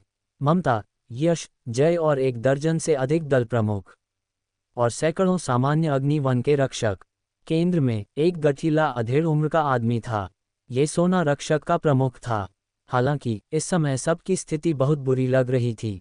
वे सब बंधे हुए थे और उनके चेहरे पीले थे, स्पष्ट रूप से गंभीर रूप से घायल थे। सबसे भयावह बात यह थी कि उनकी त्वचा और मांस धीरे धीरे पिघल रहे थे। हा हा हा हा, वहन जोर से हंसा। अग्निवन के जवानों और सोना रक्षक के प्रमुख, तुम लोग क्या हमेशा मुझे पकड़ना नहीं चाहते थे? अब एक बंदी होने पर कैसा महसूस हो रहा है? शरीर शोधक गोलियों का स्वाद बहुत अच्छा है ना? तुम नर्क जाओगे, सोना रक्षक प्रमुख ने कड़वाहट से कहा। गुस्ताखी, वहन चिल्लाया और हवा में एक थप्पड़ मारा। सोना रक्षक प्रमुख ने मुंह से खून उगल दिया। अगर उसे अब शरीर शोधक गोली से जकड़ा नहीं जाता तो वह वहन को अपनी आंखों में बिल्कुल नहीं रखता। चींटियों का एक समूह मरते समय भी मेरे सामने अकड़ दिखा रहे हैं। शरीर शोधक गोलियां तुम्हारे मांस, आंतरिक अंगों और हड्डियों को रक्त में बदल देंगी। हा हा हा हा, तुम लोग रक्त गोलियों के पोषण बनने में बहुत तेज होगे। हवा के बीच में पहले वाली रक्त गोली खून की एक भयानक शक्ति फैला रही थी। अग्निवन के जवान दांत पीस रहे थे, अनिच्छा और थोड़ा डर दिखा रहे थे। शरीर के पिघलने का एहसास अत्यंत असहज था। खून में बदल जाने वाला अंत तो और भी भयानक था। इस समय वहन तेजी से राधिका के पास आया। ओह, ये तुम हो? वहन ने एक थप्पड़ मारा जिससे राधिका खून थूकने लगी। अगर पिछली बार तुमने मेरे काम में दखल न दिया होता तो मेरी रक्त गोली बहुत पहले ही परिष्कृत हो चुकी होती। मुझे आधा महीना क्यों छिपना पड़ता, मेरा समय बर्बाद क्यों होता? तुम्हारा वह फुर्तीला कप्तान कहाँ है? इस बार तुम्हारे साथ नहीं आया। भाड़ में जाओ, राधिका ने थूक दिया। हालांकि उसके मुंह से कुछ टूटे दांत निकले और वह बहुत शर्मिंदा थी। फिर भी उसका चेहरा अत्यंत दृढ़ था। वहन, हमारे कप्तान पर उंगली उठाने की तुम्हारी बारी अभी नहीं आई है। रुको, पिछली बार काल वर्षा नगर में हमारे कप्तान तुम्हें हराकर भगाने में सफल रहे थे। इस बार भी वह तुम्हें असफल कर सकते हैं। हाँ, यश चिल्लाया, हमारे कप्तान हमें कभी निराश नहीं करेंगे। वहन, अपनी गर्दन साफ कर लो। कमीने, वहन अचानक आग बबूला हो गया। मैं तुम्हें कुछ मिनट और जिंदा रहने देना चाहता था। चूंकि तुम मौत की तलाश कर रहे हो, मैं तुम्हारी इच्छा पूरी करता हूँ। जैसा उसने कहा, वहन ने अपना हाथ हिलाया। शरीर शोधक गोली का असर अचानक बढ़ गया। राधिका के मांस और त्वचा के पिघलने की गति भी बढ़ गई। दिल को चीर देने वाले दर्द ने उसके चेहरे को भयानक बना दिया। तस्क तस्क, यह आवाज़ कितनी सुंदर और कानों को भाने वाली है। वहन ने राधिका की दर्द भरी चीख सुनकर असामान्य रूप से और अहंकार से हंसा। क्या ऐसा है? इसी क्षण एक आकृति पलक झपकते ही आई। एक धीमी आवाज़ जिसने हत्यारे इरादे को दबा दिया, पूरे क्षेत्र में गूंज उठी। मैं वादा करता हूँ, तुम्हारी आवाज़ बाद में इससे भी ज्यादा सुहावनी होगी। यहाँ आने वाला व्यक्ति ध्रुव था। उसका शरीर चमका और वह राधिका के सामने मजबूती से खड़ा हो गया। Folded hands. अगर आपको ये कहानी पसंद आई हो तो चैनल को लाइक, शेयर और सब्सक्राइब करना न भूलें। और जुड़ें हमारे साथ हर नई कहानी सुनने के लिए।